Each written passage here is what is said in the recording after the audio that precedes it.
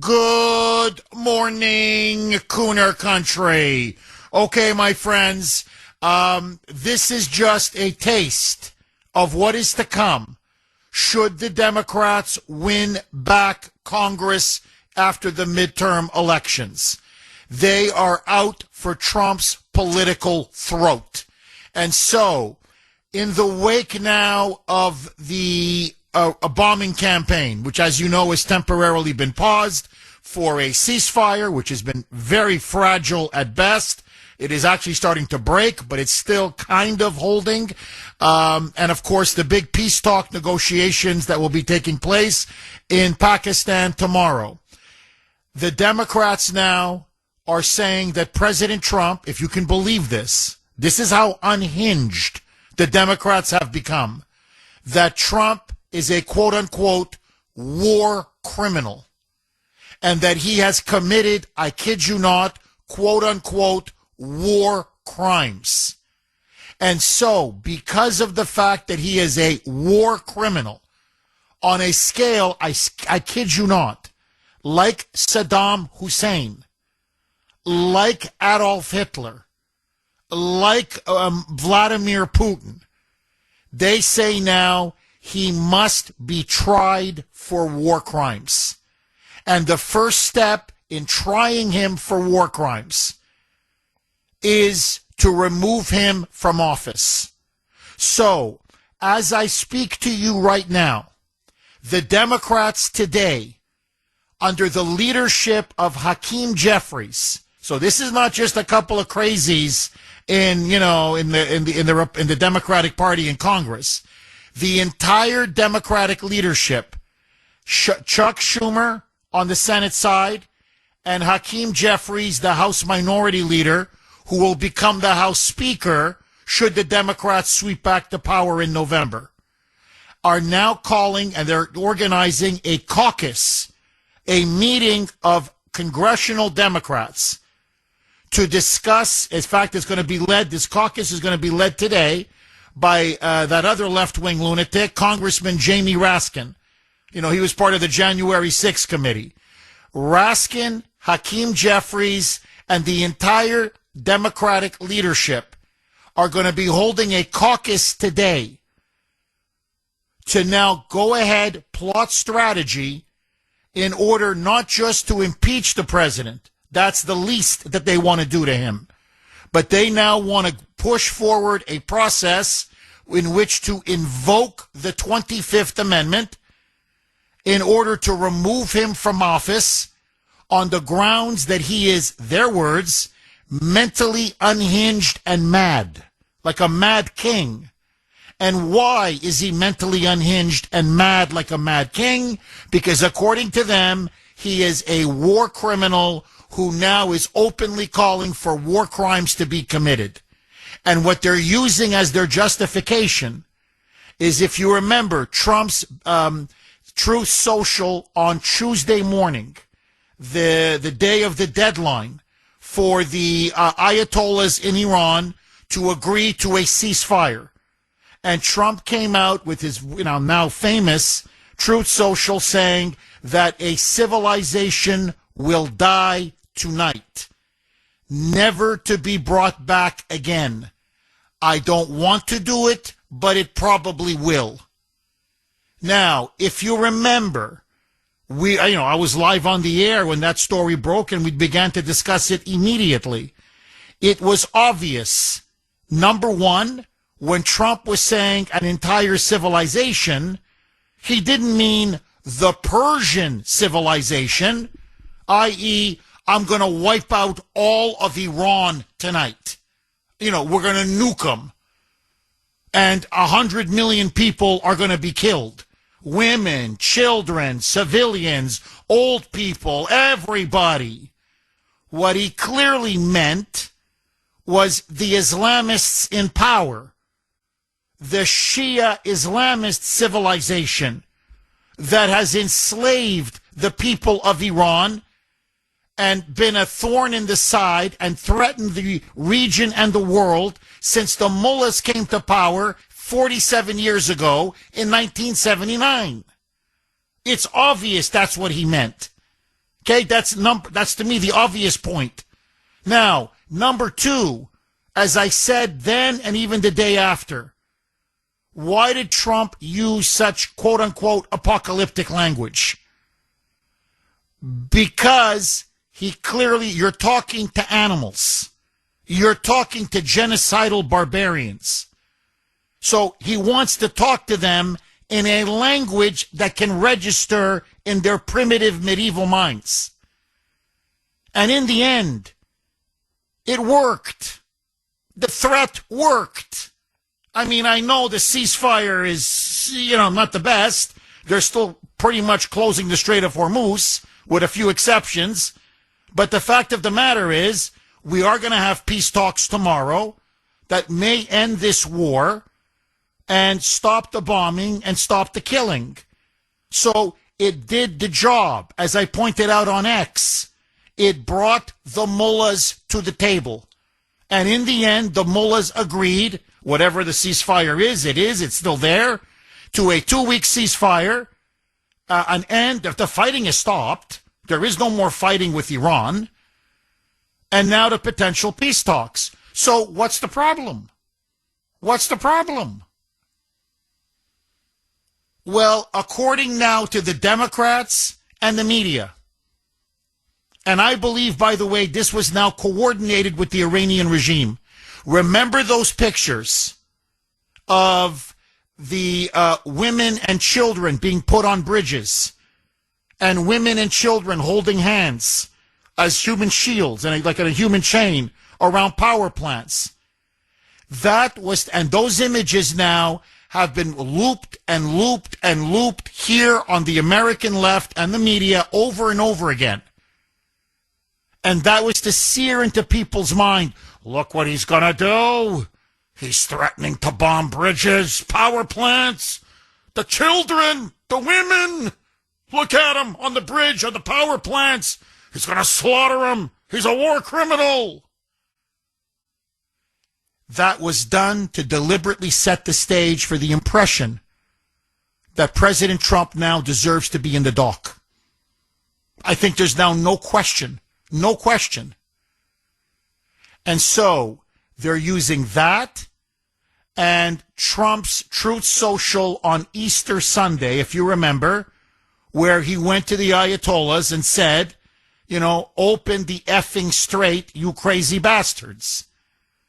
And so they're claiming that was so profane that he used expletive language on, of all days, Easter Sunday, the holiest day of the year for Christians. And so they say it was a desecration of Easter, that it was an attack on Christians by taking their holy day and using it to threaten war and to use such vulgar, coarse language. By the way, since when do the Democrats care about Easter?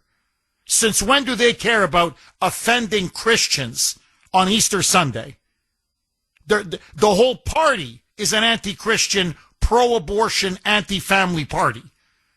Okay, but let that go. So, the combination of the Sunday Truth Social on Easter Sunday, open up the effing strait, combined with a civilization is going to die tonight, those two Truth Socials, you put them two together, those two posts, and I swear to you, it's time to get rid of Donald Trump, invoke the 25th Amendment, and then try him for war crimes. Mike, do I have time to play the John Kerry cut? All right. Here's Jean-Francois. I'm just going to play a few. This is Jean-Francois saying President Trump now needs to go and needs to go immediately. Roll cut one, Mike. For a Christian, so-called, to step up on Easter Sunday and use language like that, which kids are going to hear and people all around the world will see as a reflection of our presidency, is just utterly stunning. And to be talking about, we're the city that hosts the Holocaust Museum. We're the place that worked so hard to liberate Europe or free Europe from fascism, and so many other contributions we've made around the world. And you step up and not only use language like that, but say a whole civilization is going to die. That sounds to me like it's the prelude to becoming one of the greatest war criminals in history. When you kill a civilization, you are doing something precisely against all of the international norms, standards, values, and hopes and aspirations. I mean, this is honestly, I'm living in the twilight zone. By the way, nothing happened. Nothing happened. Okay, Rashida Tlaib, just to give you one of many examples, Congresswoman Tlaib, I mean, to me, she's a left-wing whack job, pro-Palestinian, pro-Hamas, pro-Hezbollah, pro-Iran or pro-Mullah, has now come out and said Trump is a madman. Invoke the 25th Amendment now. And again, this is Hakeem Jeffries is now pushing this. The Democratic leadership is pushing this. They're going to be meeting today. There's a huge caucus meeting where they are now going to go forward and lay out a strategy to begin impeachment against the president immediately. If they can't, they're now going to use the media to try to push for the 25th Amendment. But underlying everything is now they say the president has committed war crimes and is a war criminal who needs to be tried. That's the basis now of their claim that he is mentally incapacitated to be president. Now, let me just say a few points, and then I want to go to the phone lines. 617-266-6868. You know, what I can't believe is that they're doing this with a straight face. Seriously. Because I have just two words, to the Democrats now pushing the 25th Amendment. Joe Biden. If you want it down to one word, Joey. That's it. Case closed. Argument over. For 4 years, they told us that he was mentally and physically fit to be president of the United States.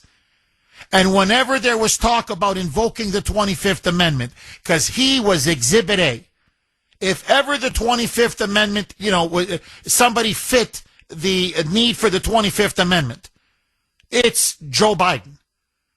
Physically incapacitated, cognitively, mentally incapacitated. The guy was a cadaver. The guy was dead man walking. And the last 2 years of his presidency in particular were absolutely pitiful and pathetic. I mean, we're talking about, the auto pen presidency, Mr. Auto Pen. They were signing stuff. He had no idea what the hell they were signing on behalf of him and using his signature. And yet, the very same people, to the person, calling now for Trump to be removed from office by invoking the 25th, were the very ones defending Joey and telling us he's sharp as a whip. Oh, my God, we can't keep up with Joey. So their argument is hypocritical. It's laughable. Honestly, it's obvious they so hate him that now they want to use anything and everything to destroy him. It's obvious. They're not serious about whether someone has the mental or physical capacity to be president of the United States, because if they did, they would never have protected Joe Biden. But to me, this is a deeper point. They have time for this.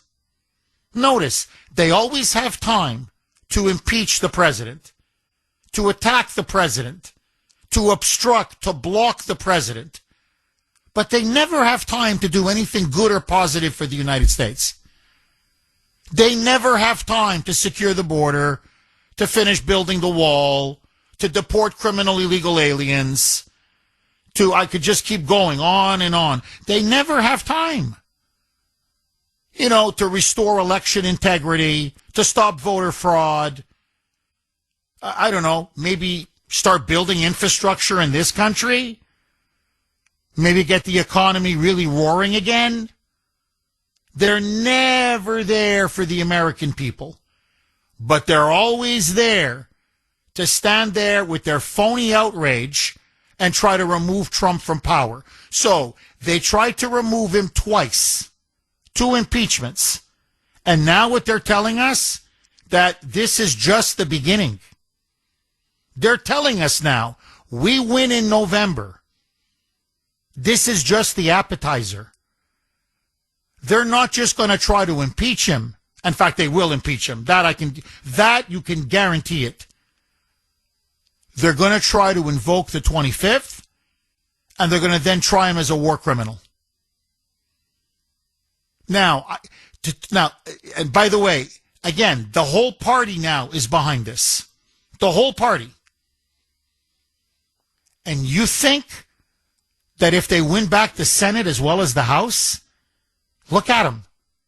Just look at them. That they're not going to overturn that filibuster in 2 seconds? That they're not going to abolish that filibuster? So they can absolutely destroy Donald Trump and drive him from power? And remember, they don't just want to drive him from power. They want him to go down in history as another Tojo, as another Goering, as another Himmler, as another Hitler. They want him tried for war crimes. Again, over speech.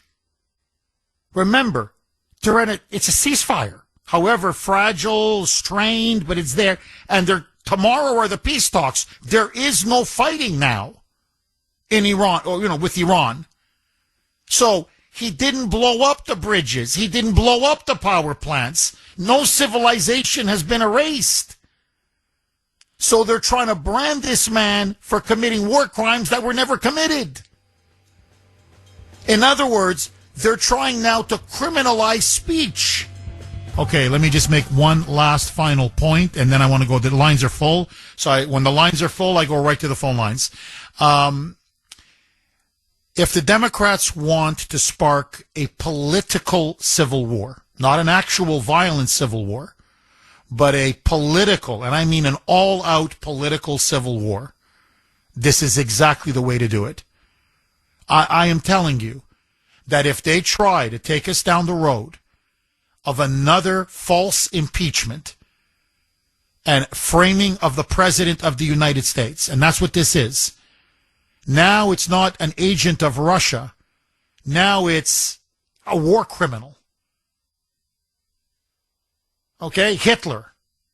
The Nazis at Nuremberg. And try to drum up a bogus 25th Amendment to remove him from office and overturn the election and overturn the will of the people. I am telling you, it is going to split this country like nothing you've ever seen. But this is now what their TDS, they're going on about Trump being unhinged. The only one that's unhinged is them. Now, look, say you're against the war, okay? Just for the sake of argument. You're a Democrat, you're completely against the war.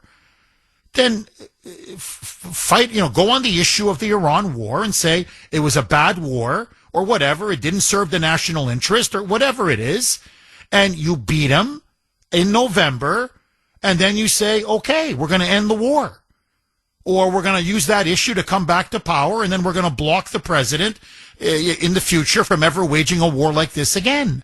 That's fine. That's why we have elections. That's why we have a party system. That's how it's supposed to work. But they're not running on, we oppose the war, here are the reasons why. They're running on, we're going to try him as a war criminal. Remove him from power, and then try him so that he could go down in history as a notorious genocidal mass murderer, and then, spend either the rest of his days behind bars or the death penalty. Hang him. That's what they're ultimately trying to set up. They're trying to overturn the 2024 election and literally destroy this man. Now notice, they're making two simultaneous arguments. On Tuesday, that famous, a civilization will die tonight, okay? So-called, this is obliteration day. The Democrats made two arguments, and it just shows you how dishonest they are and, frankly, how unhinged they are. They made, and two opposite arguments, like completely opposite arguments. One, they said, no. This is a war crime. What he's plotting now. This is unbelievable. Only Hitler talked like this. Stalin, Pol Pot, Mao. Wipe out an entire civilization, my God. This thing is like the Holocaust Museum. And literally, the biggest social media trend hashtag was Taco. Taco Tuesday. Trump always chickens out. Taco. So, on the one hand, he's a coward who bluffs. That's their argument. And doesn't have the stones to follow through on his threats. So that's, in other words, he's chicken crap. That's what he is. He's all talk, no action. And on the other hand, he's the second coming of Adolf Hitler. Well, which is it? Is it Taco or is it Hitler? Which is it?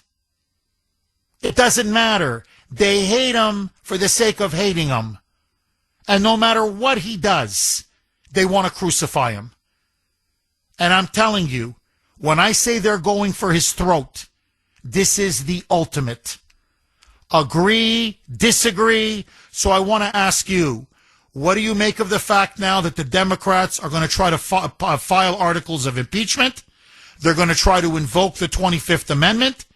And they ultimately say, if we come back to power, not only will he be impeached, but he will be tried for crimes against humanity. He will be judged as leading a war crime nation. Not the mullahs. Not the ones who just slaughtered 40,000 innocent civilians. Not the ones who've attacked all of their neighbors just now. Killing civilians, targeting civilian infrastructure, destroying oil processing plants, hitting shopping malls, residential areas, hotels, you name it, they hit it. Power plants, desalination plants, the mullahs hit it. No. Not the mullahs who chant death to America, wipe out our civilization, death to Israel, wipe out the Jewish civilization. No, they can chant that till the cows come home and fund terrorists to murder us and murder Israelis. That's okay. But Trump makes two true social posts. One on Easter and one on Tuesday. And all of a sudden now, he's the one that needs to be tried. 617-266-6868 is the number. Okay, Mike, who do you want me to go to first? Lou in Rhode Island. Thanks for holding, Lou, and welcome. Yeah, good morning, Jeff. You're absolutely right about who the Democrats are and what they stand for. But, we have to just go back to what you always say and what a lot of people have said. Liberalism, or today's woke liberalism, is a mental illness. And these people are totally mentally ill. I mean, when the other day, President Trump mocked their No Kings rally. He says, if I was really a king, I could get my ballroom built. These are people who are nuts. I don't think they live in the real world, and you're going to put them in charge of the country.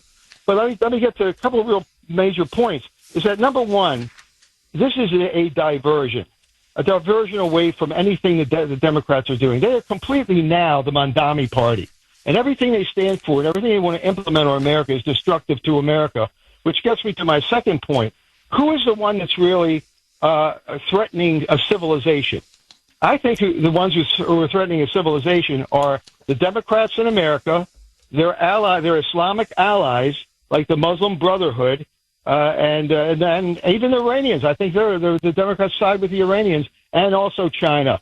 And all of these want to get rid of Trump. All three want to get rid of Trump and think they're going to set up actually fundamentally change the United States of America, as Obama said. Obama was nothing. They never said anything about Obama giving them $150 billion. And like you were saying about Biden, him giving them all kinds of money and letting all their terrorists loose.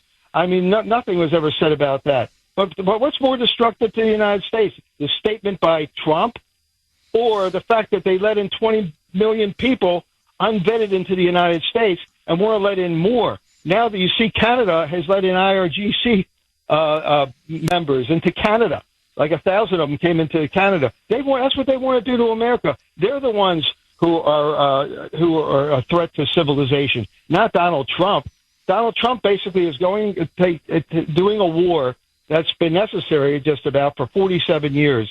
And you go back to 1983, the Marine barracks bombing. Reagan should have probably taken care of him back then, but he didn't.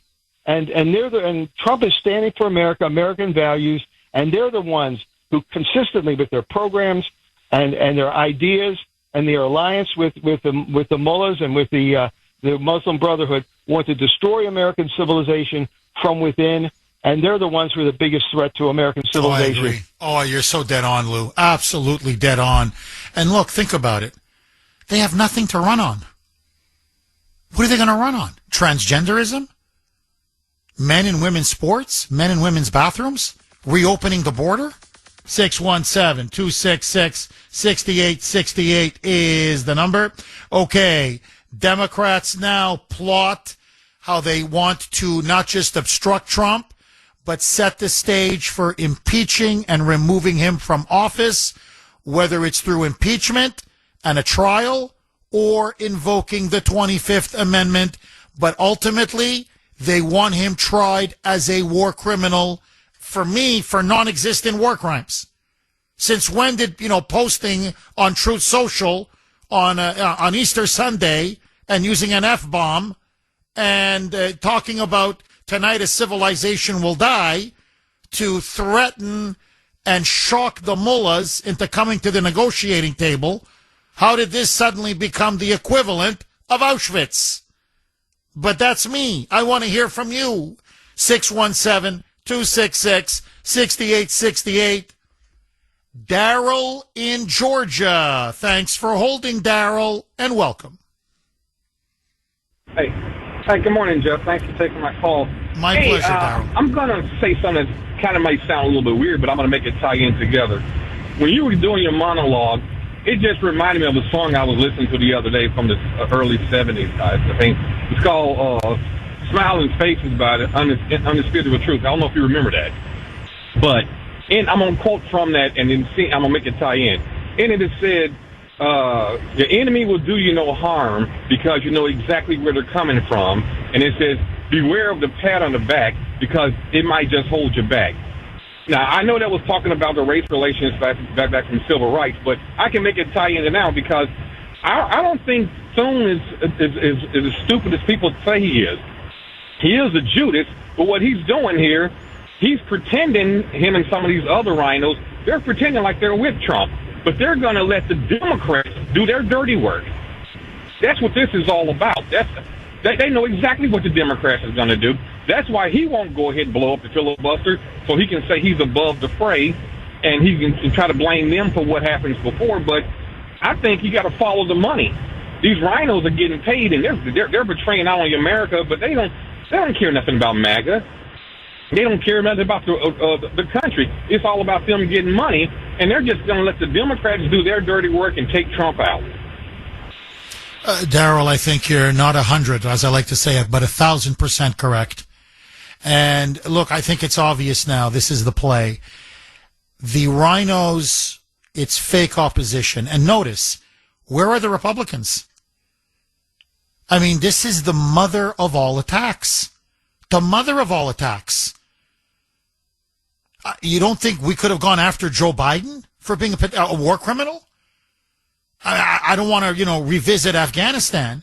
But remember, When he pulled out of Afghanistan, that horrible debacle, what did they do? They ordered us to save face, because now it's a PR nightmare. So what did they do? Biden and Milley gave the order to launch a drone strike, claiming these were terrorists. And it turned out to be innocent children. Innocent children. You remember that? There was a family of 10. And it was literally, it was like, what was it? 7 children killed. Now, we could have gone after him for war crimes. No question you could have gone after him for war crimes. We didn't do that. Obama, he droned American citizens without a trial or due process. He droned them. Americans. There was no trial. There was no due process. They were never found guilty. Now, that's not a war crime? That to me is a definition of a war crime. They were murdered. Innocent people were murdered. Innocent Americans were murdered by their own president. We didn't go after Obama on war crimes. So what this shows to me is they want to now destroy, utterly crush and so vilify and demonize Trump that it will not only delegitimize him and put him in prison for the rest of his life, but they will then delegitimize the entire MAGA movement. And this goes to your point, Daryl. That's why Thune is going to let them do the dirty work. That's why Thune is like, you want to know how we bring down MAGA and we purge them from the party once and for all? We do nothing. And let the SAVE Act wither on the vine and let the Democrats come back and steal the election in November, which is clearly their plan. Because now think about it. What are they telling Democrat voters? They're telling Democrat voters, you got a war criminal now in the White House. You got a war criminal. You got a guy now that's on a level with Adolf Hitler and Tojo and Stalin and Mao. So I don't care how many times you vote, but you better vote 500 times. And we're going to get illegals to vote. We're going to get dead people to vote. So they're going to try to steal this election. That's guaranteed. Guaranteed. And then when they go after him as a war criminal, you tell me, how does MAGA survive that? Because they want to label us the way the Nazis were labeled, as a bunch of war criminals. That's the play here. And of course, the globalists and the rhinos in the Republican Party, they're just going to sit back and say, go ahead, blow the filibuster when you come back in, because we're going to basically let you come back in. We couldn't take out Trump. We couldn't defeat him. But now you're going to take him out for us. And that's why the Republicans are completely silent. I mean, it's disgraceful. So, but Daryl, I'm telling you, the Democrats are overplaying their hand. Trust me when I tell you this. The American people, even if they're against the war, are not going to stand for this. Because Trump, whatever you think of the war in Iran is almost irrelevant. Trump is not a war criminal. He's not. Trump did not commit a war crime. Posting on Truth Social is not a war crime. It's not.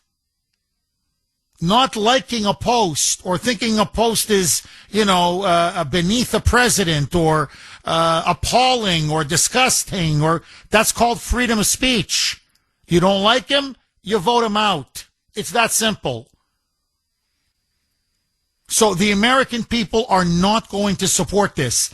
And when they hear and see, so this is what we're going to get now for 2 years if the Democrats come back? More impeachments? Going after on the 25th Amendment?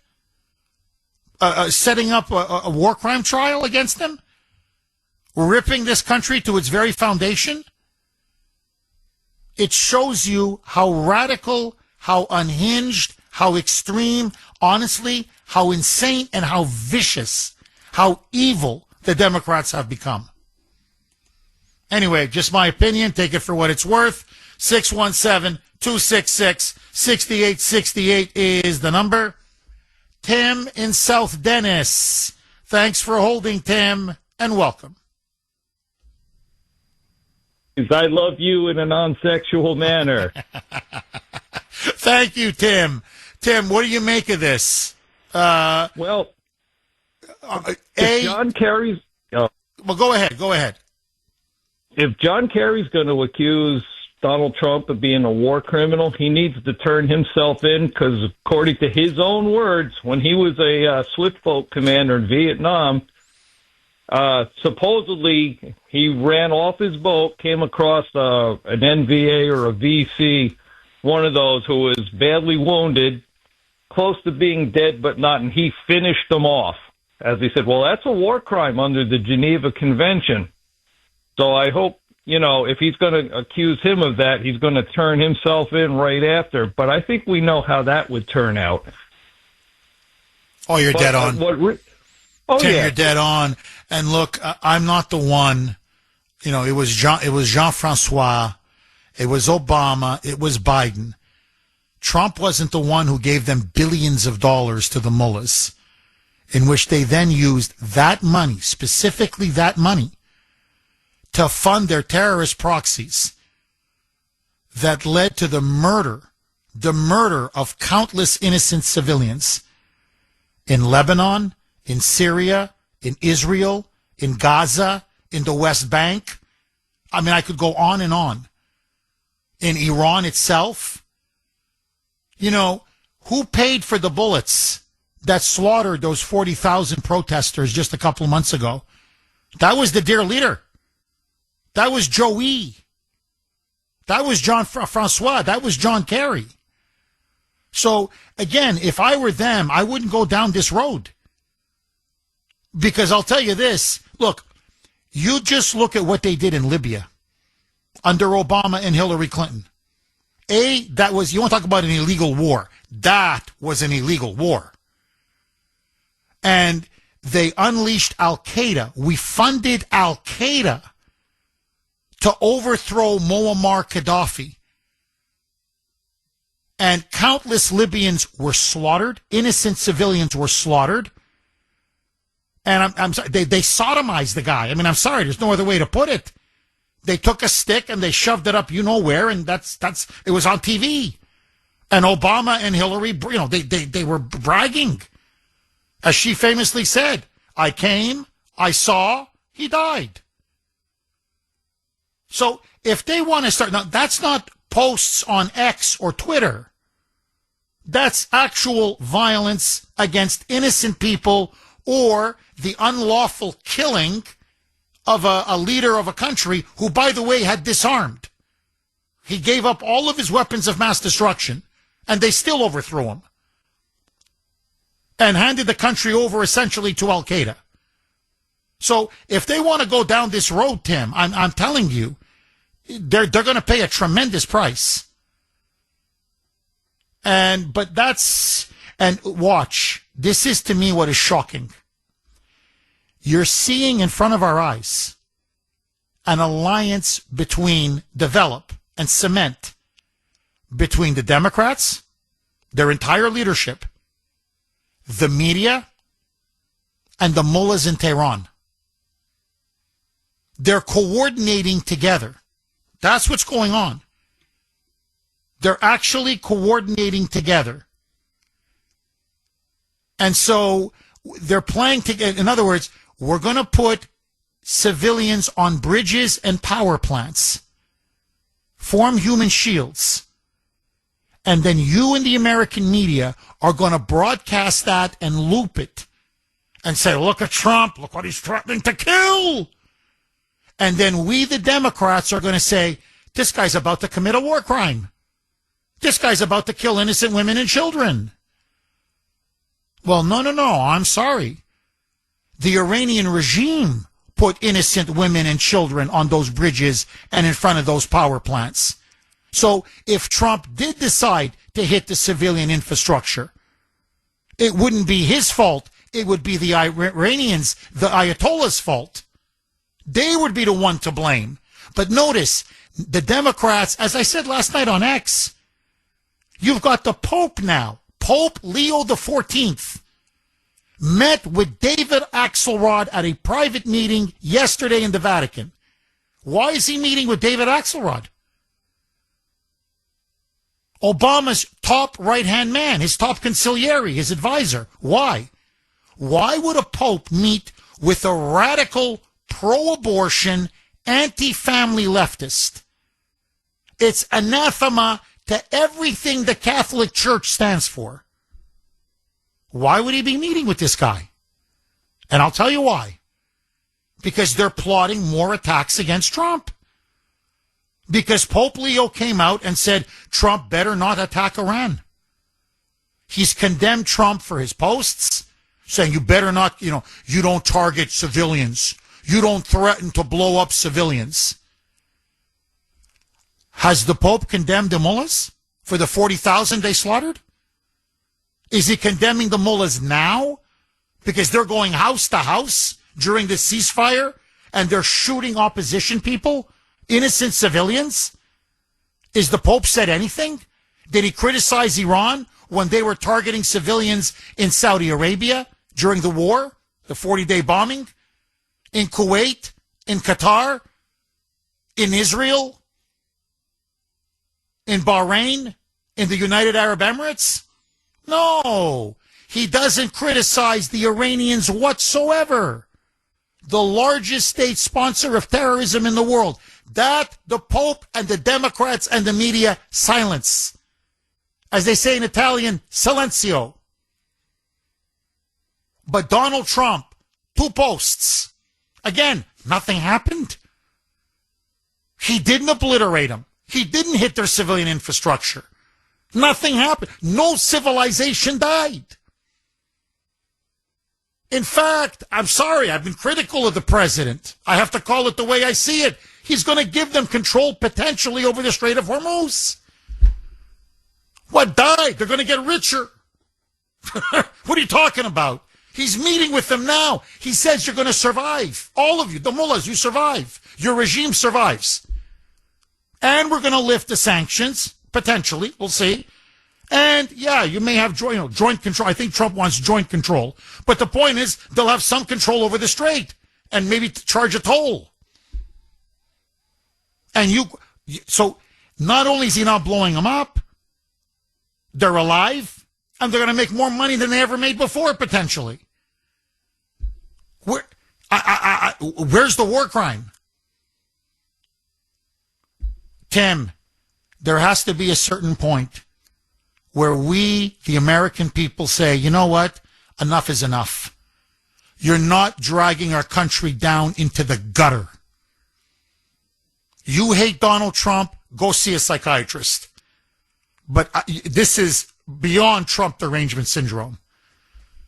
We are not Nazi Germany. We are not Imperial Japan. And we are not Stalin's Soviet Union. And if you think we are, you are effing crazy. Tim, thank you so much for that call. Agree, disagree. 617-266-6868 is the number. Mike, who do you want me to go to next? Nick in Middleton. Thanks for holding, Nick, and welcome. Hey, Jeff, how's it going? Good. How are you, Nick? I could be better, but I'm really not surprised by the Democrats at all. They just always play hardball. They move the sticks on any issue it is. It doesn't matter who is going to be affected, what's affected. What they want to get is what they're going to get at the end of the day because their masters are making a mountain out of a molehill. And at the end of the day, just to say it lightly, the Republicans are pansies. They have a bunch of majority that we should be able to steamroll anything we need to do through legislation, but we just sit there with our thumbs up our behinds. And the Democrats, with impunity, just do whatever they want time and time again. They were playing checkers in the beginning. Trump started playing chess. They went to learn chess and said, you know what? We're done playing games. And they just took their ball and they go home. So at this point, the Republicans really need to start doing something because it's just the same rerun we're seeing. They're going to keep impeaching the guy for, cutting his lawn on a Saturday and not Sunday or whatever the thing is. They're just going to keep doing this till the day he is not anymore. And it's just infuriating that they can sit there and just watch all this happen over and over and over. Nick, you're completely right. Okay, there's no question. What I'm noticing now, and you tell me if you agree or disagree, I don't think the Democrats are playing checkers or, I mean, you're right. I mean, they would impeach him for mowing the lawn on a Saturday instead of a Sunday or a Sunday instead of a Saturday. But what I'm noticing now is this is a level of fanaticism, of hatred, there's no other word to put it, of retribution that I didn't even see in his first term. First term were 2 bogus impeachments. But when you start saying he's a war criminal and we're going to try him for war crimes, that's a completely different level. That's a different level.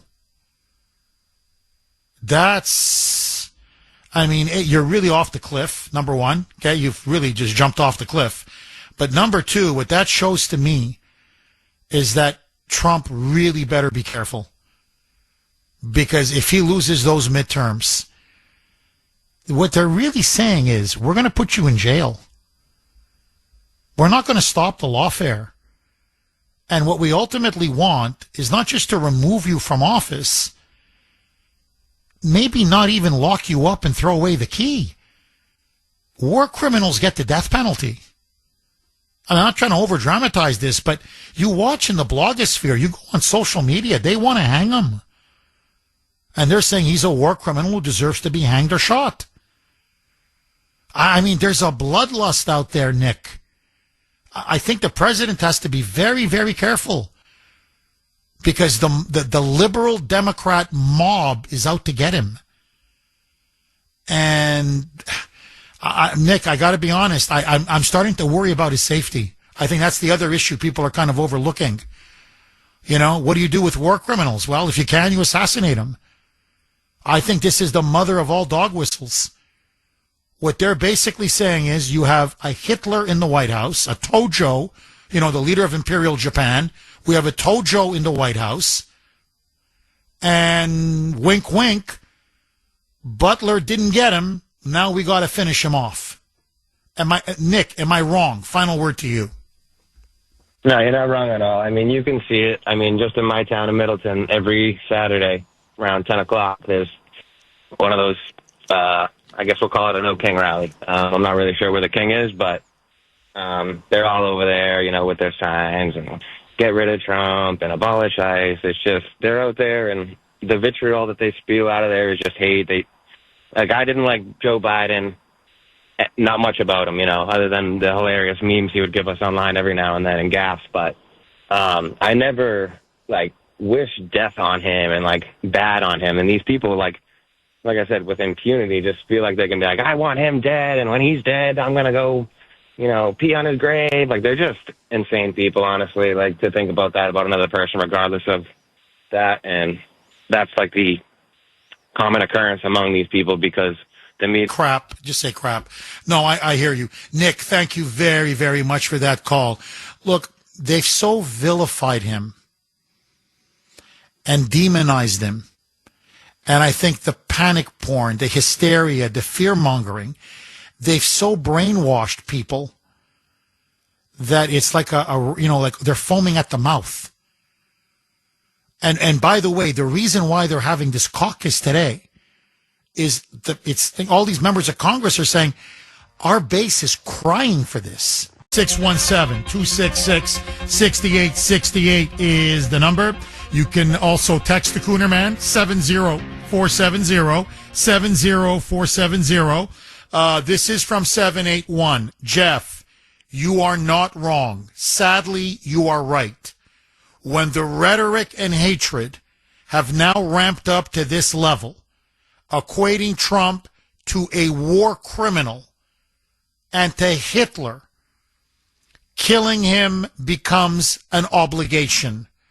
My prediction, this summer, the mob will burn the country again, just like in 2020. Well, it's obvious. They want to sow now as much chaos, as much anarchy, as much hatred as they possibly can. And look, just here, here's Ice Cream Ed. Okay, here's Marcula. I want to suck your blood. I want to take your money. So here's Senator Ed Markey. They finally resurrected him from the grave. He came out of his coffin, and he goes on, "This is CNN." Now, listen to this. Even the co-host, Pamela Brown, says, well, you guys are going to introduce articles of impeachment. You want to impeach him over these two posts. And, you don't have the votes for impeachment now. It's not realistic. It's not feasible. It's not productive. Why are you doing this? You're not helping the American people. Listen to Markey's response. Roll cut, where is it, Mike? Roll cut 20, Mike.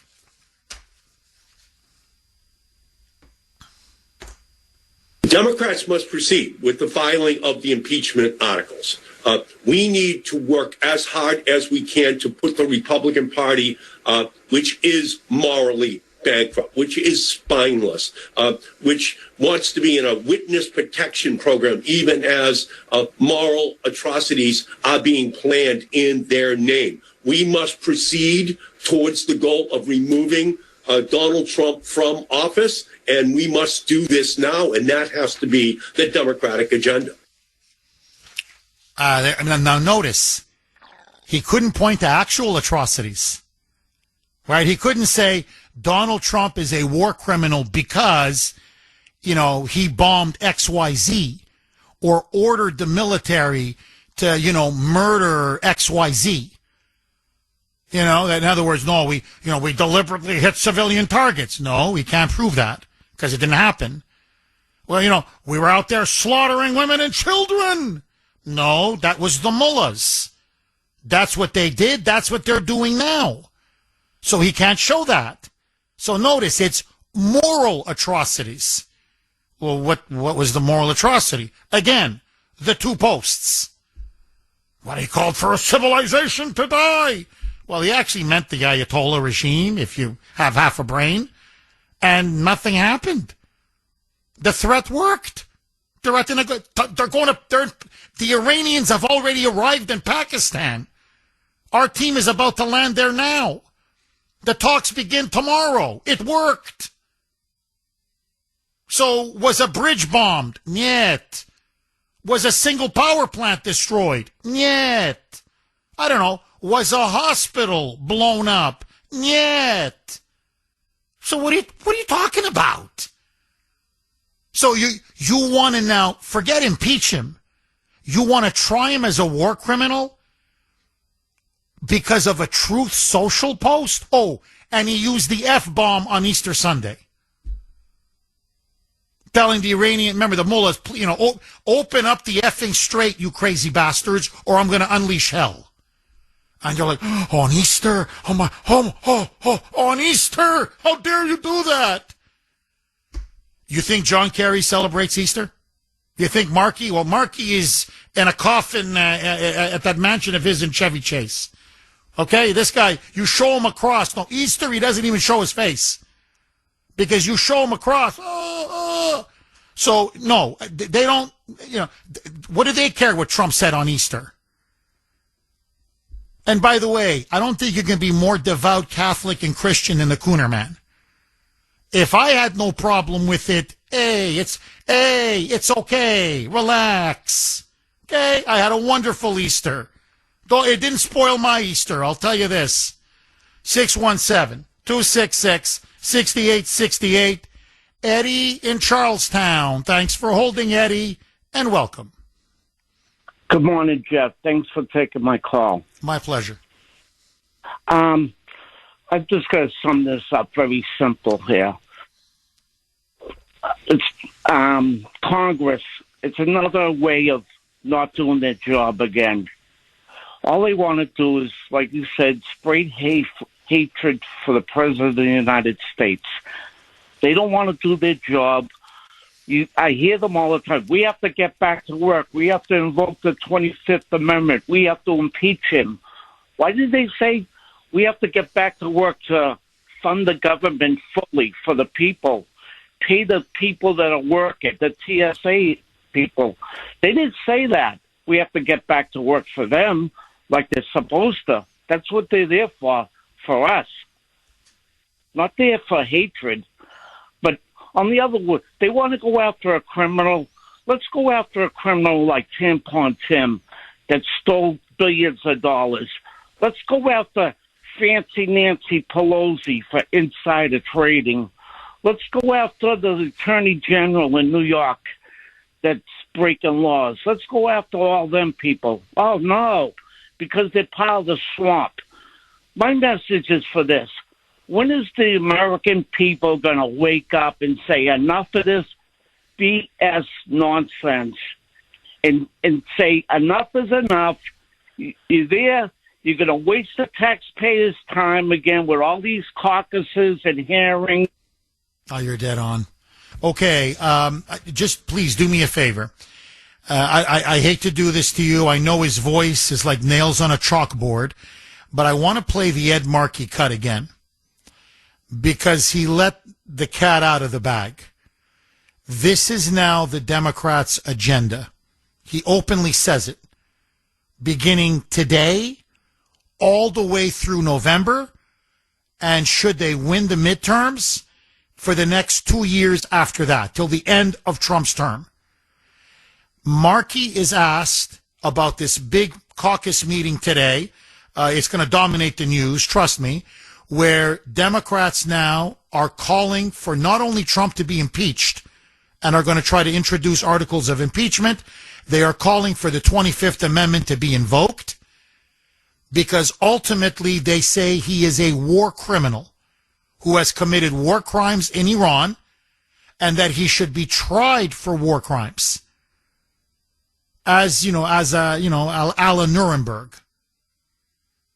Now, listen to Markey saying after the post on Tuesday and on Easter Sunday, he said, nothing else matters. We're not going to fund the Department of Homeland Security. We're not going to try to bring down inflation or bring down the cost of gas. We don't care about lowering crime. You take your issue. Nothing, or healthcare, lowering the cost of healthcare, nothing else matters except now one thing. Roll cut 20, a mic. Democrats must proceed with the filing of the impeachment articles. We need to work as hard as we can to put the Republican Party, which is morally bankrupt, which is spineless, which wants to be in a witness protection program, even as moral atrocities are being planned in their name. We must proceed towards the goal of removing Donald Trump from office, and we must do this now, and that has to be the Democratic agenda. You hack. I mean, it even sounds like a hack. You know, you could tell he's just reading from these talking points they give him. But the point is, this is how they're talking now.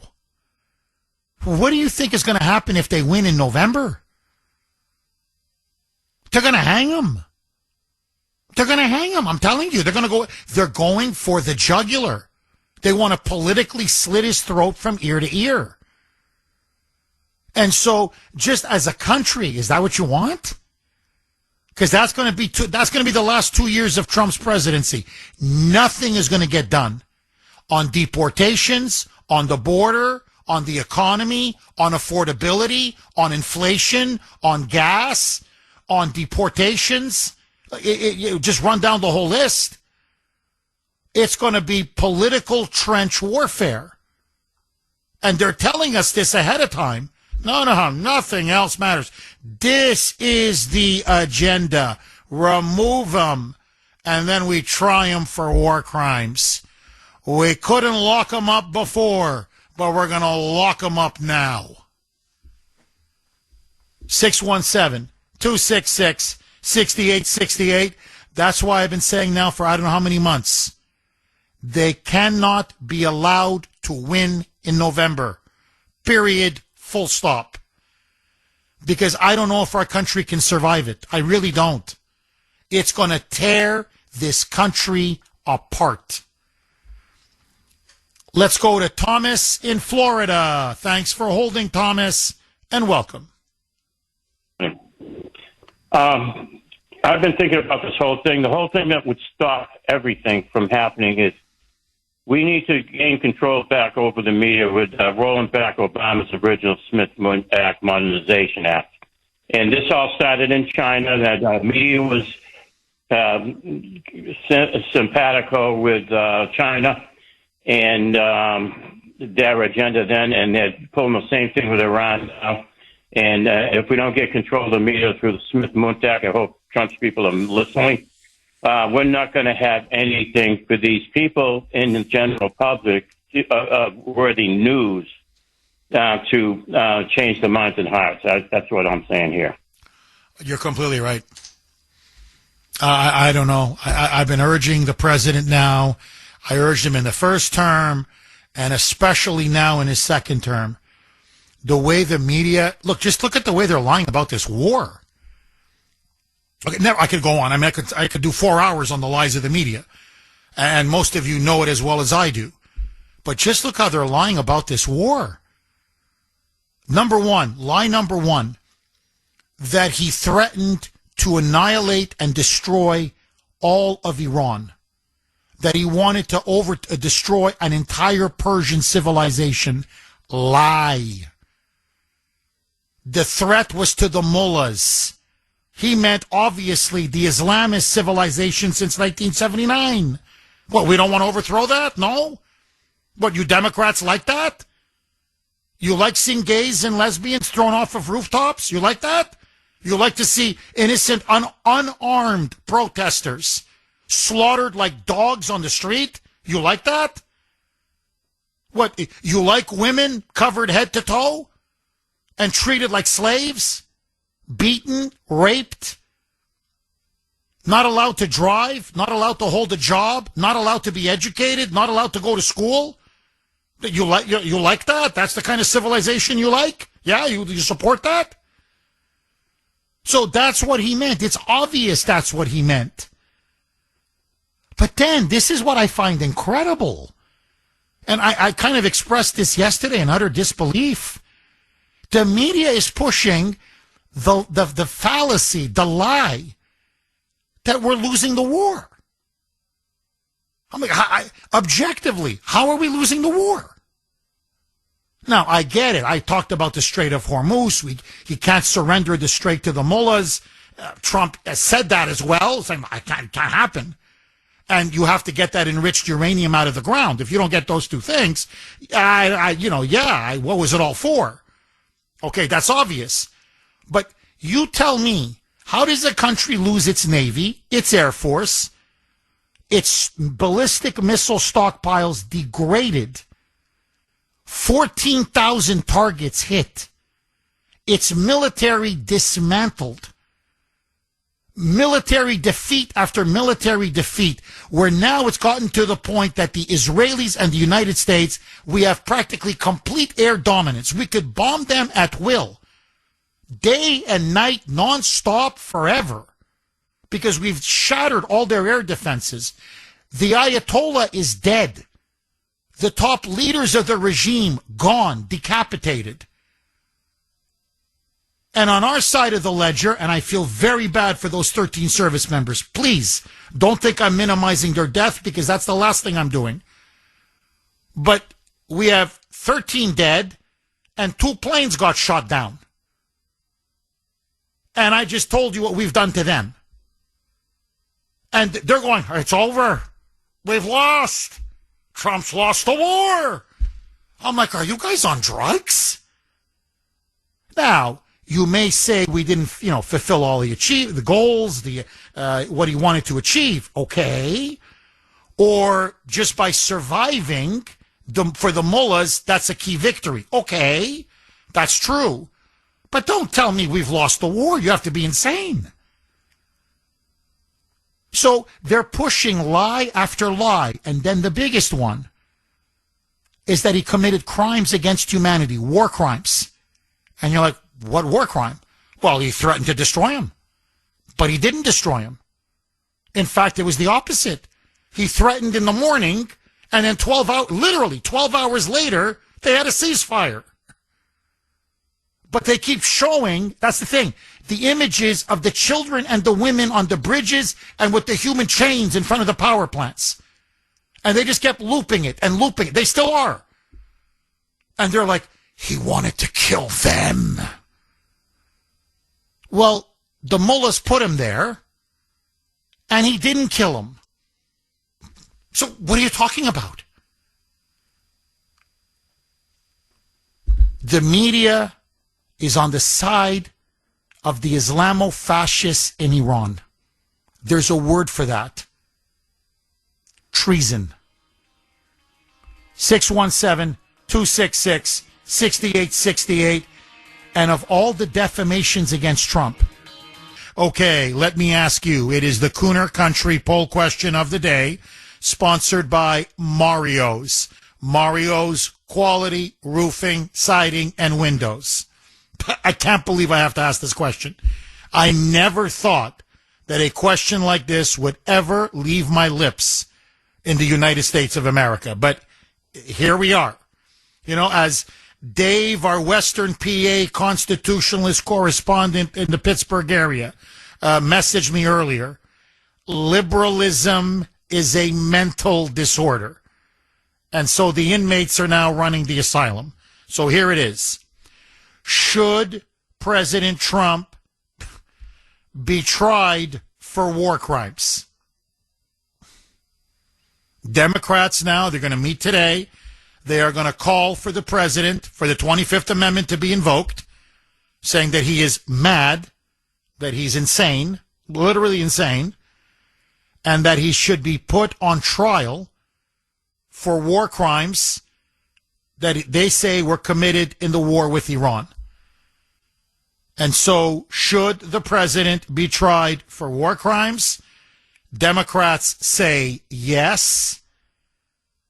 I say no, absolutely not. But I want to hear from you. A, yes. B, no. You can vote on our webpage, wrko.com/Kuhner, wrko.com/Kuhner, KUHN as in National ER. You can also vote via X. Again, very active last night on X. My handle there, all one word, at the Kuhner Report, at the Kuhner Report, KUHN as in National ER. Dan in Dartmouth. Thanks for holding, Dan, and welcome. Hello, Jeff. How are you? Very good. How are you, Dan? Long time no talk, but I wanted to weigh in on this subject. Good to have you back, Dan. Go ahead, my friend. Yeah, so I believe that Trump did not have much of an option to bring them to the table. He had to wake them up, slap them around a little bit on social media, and that's the art of the deal. But it worked, and now we are going to have a negotiation.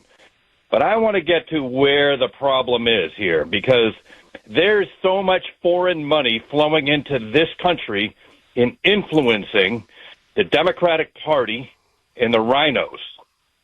And we've got to look at the foreign money that's coming in and influencing these people through PACs, NGOs. There's a lot of donors that are also foreign entities as well. And the foreign money just doesn't stop there. I mean, you got to look at, okay, so where is it coming from and who wants to destroy this country? China, the globalists, and radical Islam. They're all working together in a way that they can bring down this country. How is it coming in? Through funding of NGOs, funding of big media, universities, and the government. The government is totally influenced. We see this, and the game is up. Trump is exposing all of this. Same thing with the programs that they have that they run these wonderful programs for hospice or medical or SNAP. It's all a big money-making scheme to keep them in power.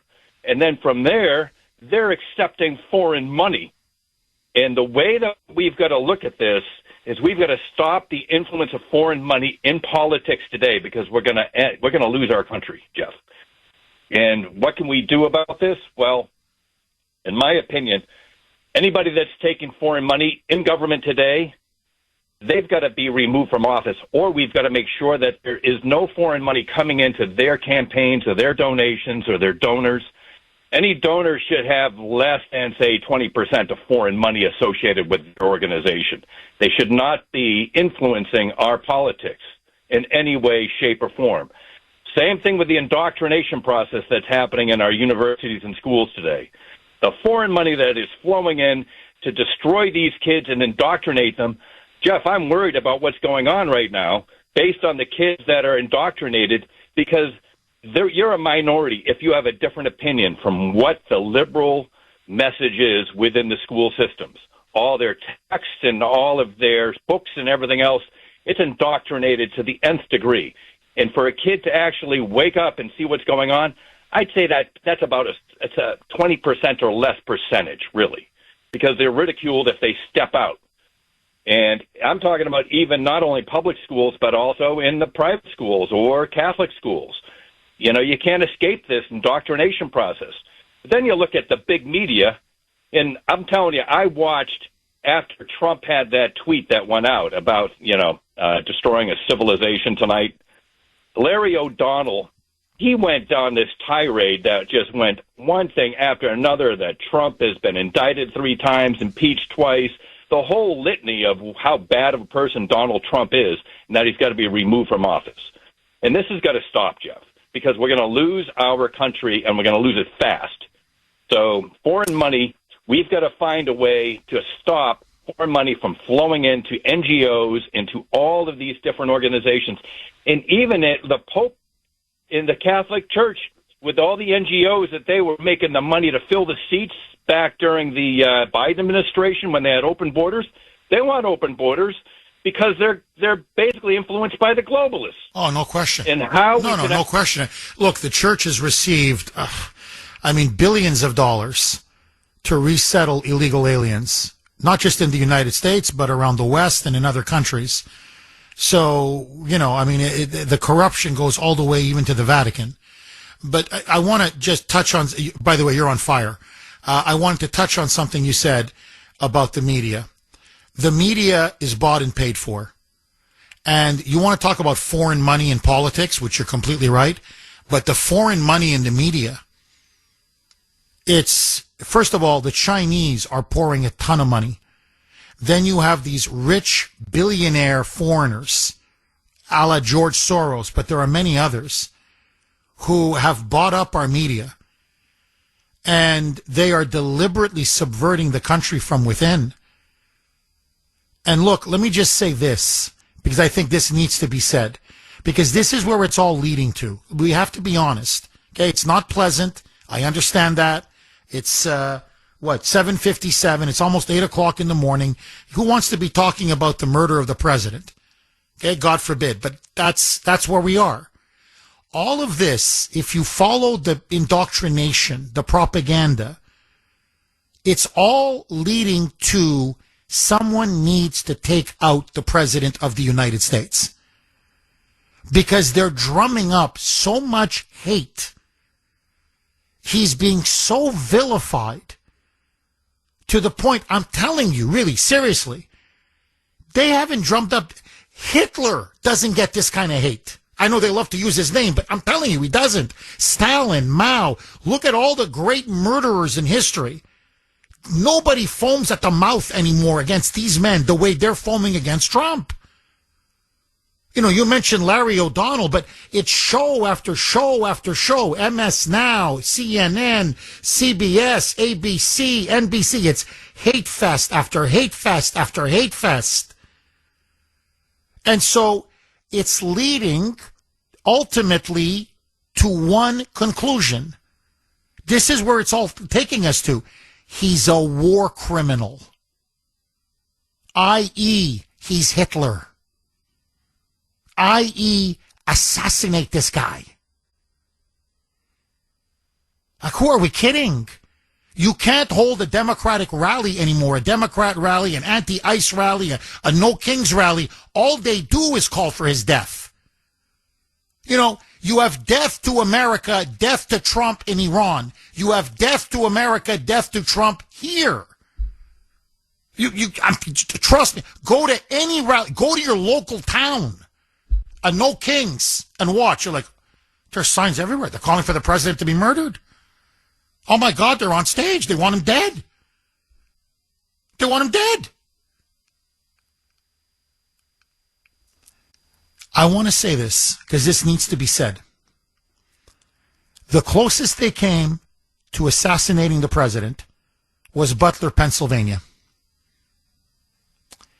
Notice, do we know anything about the shooter, Thomas Crooks? Nothing. Nothing. His social media was immediately erased. All of the people that were tied that helped him with that assassination, nobody's looking into it. We know as much about Thomas Crooks now as we did on that field in Butler in the summer of 2024. Now, isn't that odd? I mean, this is not a conspiracy theory. I'm telling you, it's a fact. And what's come out is that there were foreign links to Thomas Crooks. That there's no question. And so the question is this. Which foreign powers and what foreign money? Because we have video of Thomas Crooks training at a gun range with other people who were teaching him or training him how to use the weapon, how to use a long gun or rifle, and how to get better and better and better as you shoot at the training range. How come nobody's been investigated? How come his network hasn't been investigated? How come people haven't been arrested? Instead, they've shut down the whole investigation to the point, I can play you the cut. Trump says, well, the FBI tells me that he was a lone gunman. And that this was really the work of a lone wolf. And then Trump said, but I find that very hard to believe. And what he meant was, I kept asking and asking questions, and they kept saying, no, it's a lone guy. It's a one guy. It's a lone gunman. There's nothing to see here. And of course, common sense is like, no, that can't be. And then Trump just said, after a while, I give up because I got so much on my plate. I mean, I can't, I'm one man. I've got 24 hours in a day. I got to move on. I can't, I can't focus on this. But what if a foreign power was behind Thomas Crooks, or foreign powers, foreign money? Don't we deserve to know? Doesn't the president deserve to know? So what I'm saying is, we have to find out the truth about what happened in Butler, Pennsylvania, because my fear is they are setting the stage for another assassination on the president of the United States. And we know now their modus operandi, their MO. You get a person not quite right in the head, Thomas Crooks, isolated, marginalized, a patsy, easily manipulated, easily influenced. And then you train them, and you direct them, and you guide them, and he will take out the president of the United States. And you're getting now to the point where we're reaching a climate where I want you to just stand back. Look, objectively, here, I'm a Democrat advisor. Not that I ever would, but just for the sake of argument, I'm a Democrat advisor. Guys, run on gas prices. Obviously. Run on affordability. Obviously. Look at the polling. Yeah, one second, Mike. He wants me to do the call log, and he's right. I should do it. But, the war is not popular, just objectively. Okay, so I'm a consultant. I'm like, well, guys, just run on gas prices, run on affordability, run on the war, and just promise that you won't reopen the border. Like, guys, you're in like Flint. We're going to rack up a big victory in November. But they're not doing that. Why aren't they doing that? They're running on, he's a war criminal. We're going to try him for war crimes. We're going to impeach, and we're going to try to get the 25th Amendment invoked. They're vilifying him to the point that they're basically saying, in a neon sign, can somebody please assassinate this man? You will go down in history as a hero.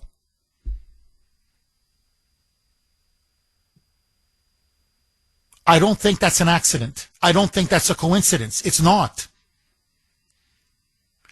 They tried once and they barely missed. They're going to try again. You take it to the bank. And the Democrats and the media are deeply, deeply implicated. Agree, disagree, 617-266-6868. Okay, I'm a tad late, 8 o'clock. Actually, it's a little bit past 8. Caller of the week, Kuhner's Call Log. It's time for Kuhner's Call Log, where we showcase our favorite caller from the week. I can hear you. Can you hear me?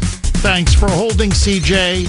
Anyone with an IQ of over 50 could understand that the mainstream media coordinating with the Democratic Communist Party attempt to label President Trump as a war criminal. This is a coordinated effort, and they will make the attempt to make that. Was Truman a war criminal when he killed over 200,000 Japanese and he dropped the bomb on Hiroshima and Nagasaki? He wasn't a war criminal. They made him out to be a hero because in doing so, he saved American lives. That's exactly what President Trump is doing here. He is saving American lives in the future. My hope is that he does bomb them back into the Stone Age. He does not relent. He continues there and secures the Strait of Hormuz. So, Mr. President, don't move that goalpost. You go in there tonight and you hit them with everything that you have, and you let those mullahs know who they're dealing with. You had an objective, and the objective is and always has been you eliminate the threat. So take care of business, Mr. President. And next week, it could be you on Kuhner's Call Log. Please, don't be a stranger. Call again. Outstanding calls. Outstanding calls. Really, truly, best audience in the business. And so let me ask all of you, the best audience in the business, what do you make now of the Democrats calling for Trump to be removed via the 25th Amendment, and that he should be tried for crimes against humanity and for war crimes regarding the war in Iran? 617-266-6868. Now, many of you are rightly pointing out it's not going to happen. At least in the short term, it's a fantasy. Why? Because to invoke the 25th Amendment, number one, you need the agreement of the vice president, J.D. Vance, who is loyal to Trump to the end. So J.D. is not going to call for Trump to be removed from office. You then need the majority of the cabinet, and they have to testify or write down that the president is either mentally or physically too incapacitated or too unhinged to do his job. That's not going to happen.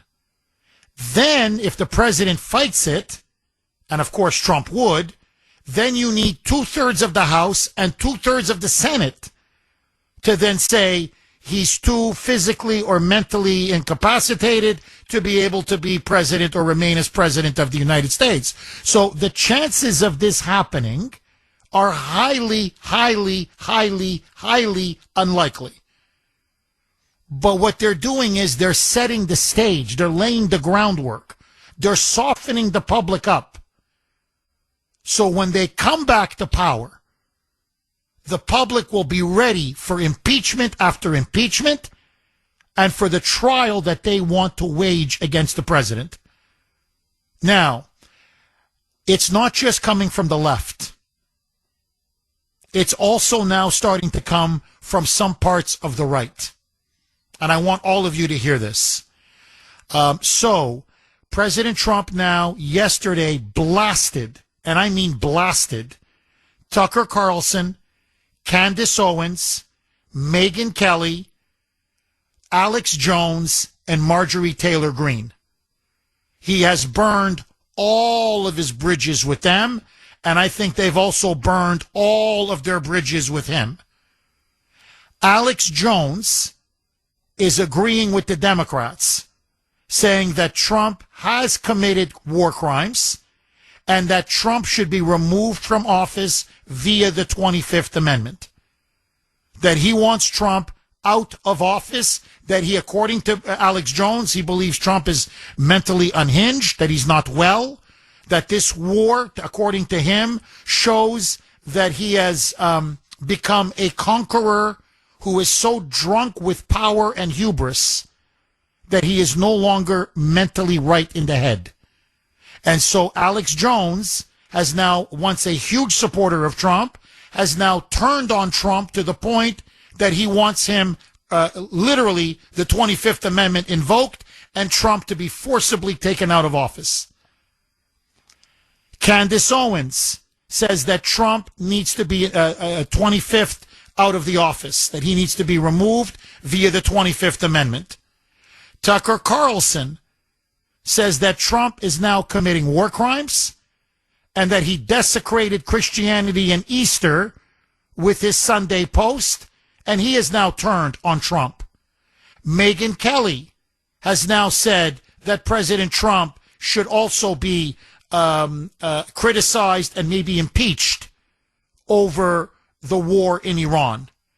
And Marjorie Taylor Greene now says that the president is mentally unstable, that he has become mentally deranged, and that what he did with those two posts disqualifies him, makes him unfit to be president. Okay, so it is not just the rabid radical Democrats that are gunning for Trump as a quote-unquote war criminal who needs to be removed from office either through impeachment or the 25th Amendment. It is now also coming from the podcast right. Let's put it that way.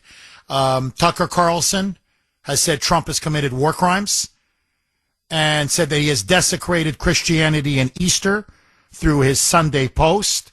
Candace Owens now says she regrets, in fact is embarrassed, that she voted for Trump and that she asked people or urged people to vote for him. She believes now he needs to be removed from office, either through impeachment or the 25th Amendment.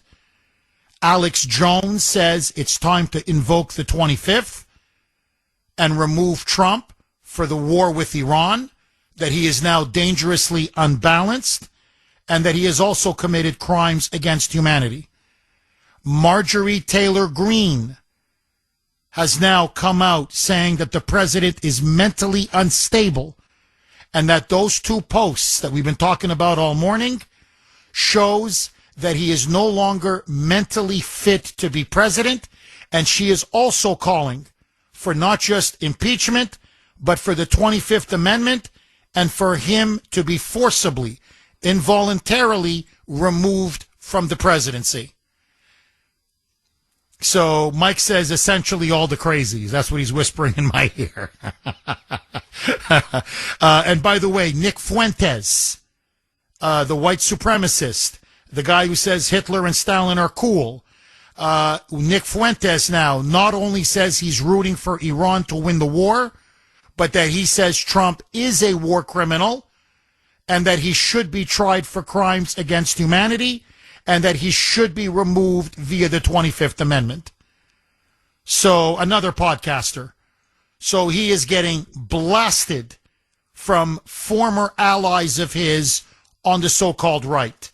Listen now to Marjorie Taylor Greene. She was on CNN with Wolf Blitzer. And now, according to her, Trump poses a threat to the United States and a threat to the world. Not the mullahs. No. Trump. Roll cut 2, Mike. Why was this the final straw for you?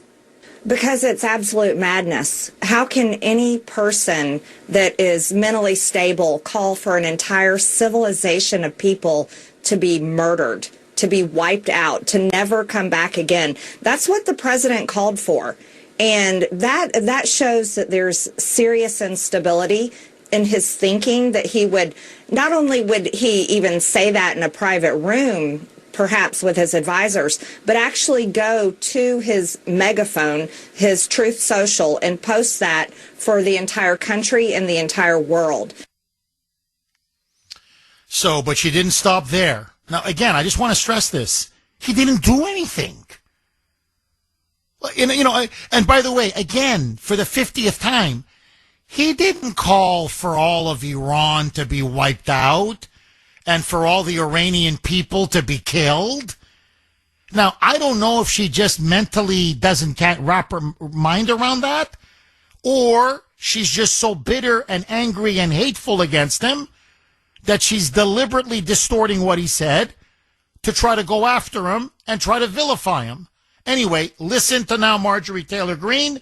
She says he has to go, period. Roll cut 2A, Mike. It's unreal. This should never be tolerated. I know it's a very difficult, hard stretch to see it actually coming through, but the conversation needs to be had, and he's out of control, and people within the administration need to step up, take responsibility, and rein this in.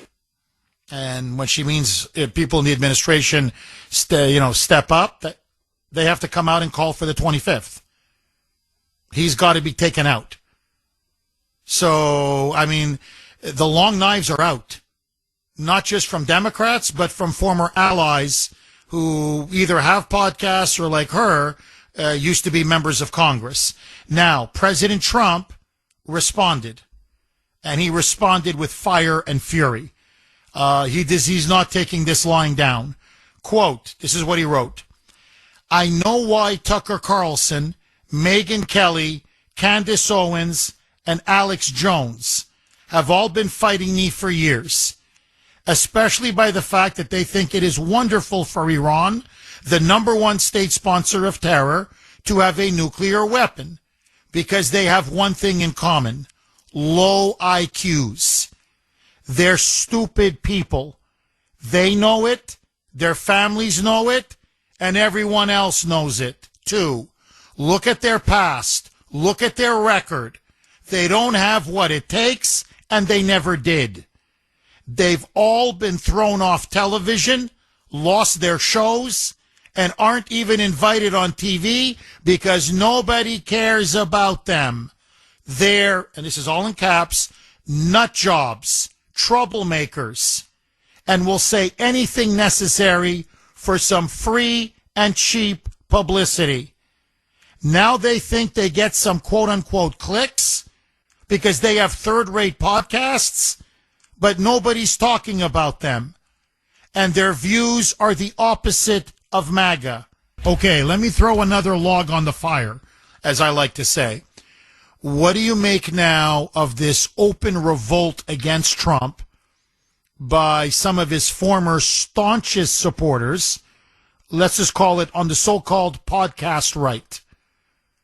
Tucker Carlson, Megyn Kelly, Candace Owens, Nick Fuentes, who to me I think is lower than low, but let that go, Marjorie Taylor Greene. In other words, they are now openly calling for Trump to be removed from office, or they're calling him a war criminal. And Trump now has absolutely eviscerated him on Truth Social, basically saying, not only can I not stand them, they're crazy, they're nut jobs, I don't want their support. Now, what do you make of this? Does this pose a potential threat to President Trump in the sense that it could erode his support even further. We know the left hates him, but now will some on the right begin to turn on him as well? 617-266-6868. Okay, this is from Mark on Messenger. Jeff, if you've noticed, all those names that you just rattled off on the so-called right that are now turning on Trump, what do they all have in common? They all have podcasts. And this is how they get people to listen to their podcasts. That's all it is. I think they're all full of, I can't say this word on the air, they're all full of crap, and they just want more people listening to their podcasts. And one more thing, Jeff, if I may. I can't believe that the Democrats are this bent out of shape of Trump saying what he said on Sunday and Tuesday, but it hasn't bothered them for 47 years that there's a country out there, Iran, that wants us all dead. That is a very, very good point, Mark. So Trump says the same thing. They're out for clicks. This is the way they get cheap publicity, to attack him, to vilify him, to demonize him. Now, my question to you, and of course I understand the president's anger, his sense of betrayal, his feeling that they've just stabbed him in the back. He helped them build up their podcasts. They had him on this all of them. Marjorie Taylor Greene doesn't have a podcast, but the others. Although Nick Fuentes, he never went on his podcast. But I'm talking about Candace Owens, Tucker Carlson, and Megyn Kelly. He helped promote their podcasts. He went on some of their podcasts. And they loved him. They loved him. And, this is what I can't wrap my mind around. Why can't they be like this audience? I'm being serious. Like, why can't we have a disagreement? Okay, you're pro-war, you're anti-war, like many in this audience are. The audience is split. Kuhner Country is split. And you hear good arguments from one side, good arguments on the other side, and then you decide which you think is more persuasive and convincing, and everybody's a mature adult. Instead, he's a war criminal. He's unstable. He's mentally insane. He's a threat to humanity. He's unfit for office. I can't believe I ever voted for him. On and on and on. Like, why can't we just have an honest, mature, good faith disagreement? Okay, I look at the evidence this way, you look at the evidence that way. You take one side of the issue, we take the other. Other people take another side of an issue. Everybody cares for what's best for the country. And then let the audience decide. What's the problem? But no, it's got to be freaking scorched earth. Destroy, destroy, destroy. And so my fear is that MAGA is fracturing. That's my fear. And I understand where Trump is coming from about, Alex Jones and Tucker and Candace Owens and Megyn Kelly and, all of them, Marjorie Taylor Greene. My concern is this. Look, let's be honest. We have to be fair. They did play an important role in helping Trump get elected in 2024. They did. They have big audiences. They do. I mean, millions of people listen to them. And they helped mobilize these people to get to the polls. Now, I'm not saying Trump shouldn't punch back. Of course he should punch back when he's being attacked. But what my fear is, it's not that you need Alex Jones or you need Tucker Carlson. But if you alienate their listeners, that's my fear. Or if the podcasters are alienating their listeners, then they won't come out to vote for Trump in November. And if our side doesn't have a big turnout, Trump's in big trouble. So that's what I'm worried about with these podcasters on the right vilifying Trump. because ultimately it's going to play right into the hands of the radical left. It's almost as if they're helping to set the stage for the communists to sweep back the power in November. Inadvertently, I'm not saying they're doing it deliberately, but inadvertently, they're playing into the hands of the Democrats and of the communists. Agree, disagree? All right, super quick, you need to hear this because it's not going unnoticed among Democrats.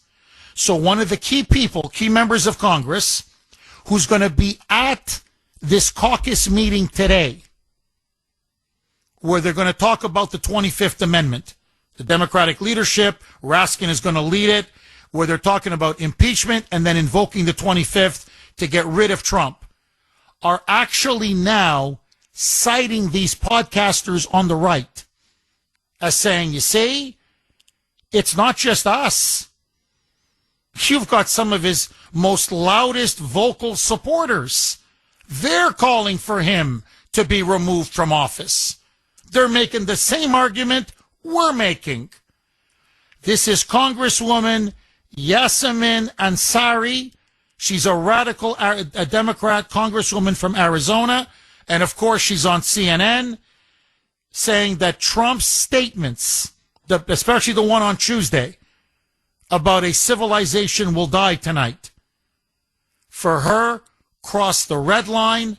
Trump now needs to be removed through the 25th Amendment. Roll cut 21, Mike. That he is mentally unstable and unfit for office. The fact that there is this now fragile ceasefire doesn't change the fact that he said those things and the fact that he put the entirety of the world at risk with this war. We've seen that this is not a partisan issue anymore. There are many Republicans who were once avid supporters of President Trump, from Tucker Carlson to Marjorie Taylor Greene to Candace Owens, Nick Fuentes, and many on the far right, in addition to Democrats who have called for the invocation of the 25th Amendment, who have called for his impeachment. And look at where we are now after 40-some days of this illegal war. America is not safer. Well, I mean, if Nick Fuentes, if the white supremacists are calling for Trump to be removed from office, well, I guess we got to do it, huh? You phony, you fraud, you. So now they're making common cause with a Holocaust denier, literally a Hitler lover, a Stalin lover, and a naked, open anti-Semite and white supremacist. But you're right, Mike. I thought Trump was all those things. You. Jerry on the Cape. Thanks for holding, Jerry, and welcome. Comrade, how are you, my friend? Hala. Jeff, before I get into President Donald J. Trump and what you were talking about before about him being removed and what have you, did you see after the mullahs and the IRGC, the leadership agreed to the ceasefire? 2 hours later, they attacked Kuwait. Well, that's a pretty nice ceasefire there, huh, Jerry? You see how they abide by the ceasefire? Plants, power plants, and desalination plants, as well as areas where there was just normal, everyday citizens in Kuwait. They killed hundreds of. It's unbelievable.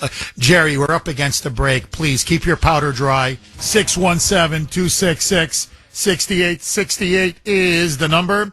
Okay, let me ask all of you. What do you think is ultimately more dangerous for Trump? The attack on the left, where they're calling him a war criminal and they want him removed, or the attack on the right, the podcast right, where these were some of his former strongest MAGA supporters, at least for a while, who are now calling him a war criminal as well, and are also saying he should be removed from office via the 25th Amendment. And I'm just curious, those podcasters on the right, Do you agree with them? Are they swaying you? I don't know if you listen to them or not, but are they swaying you? And do you fear, like me, this will depress turnout for Trump in November?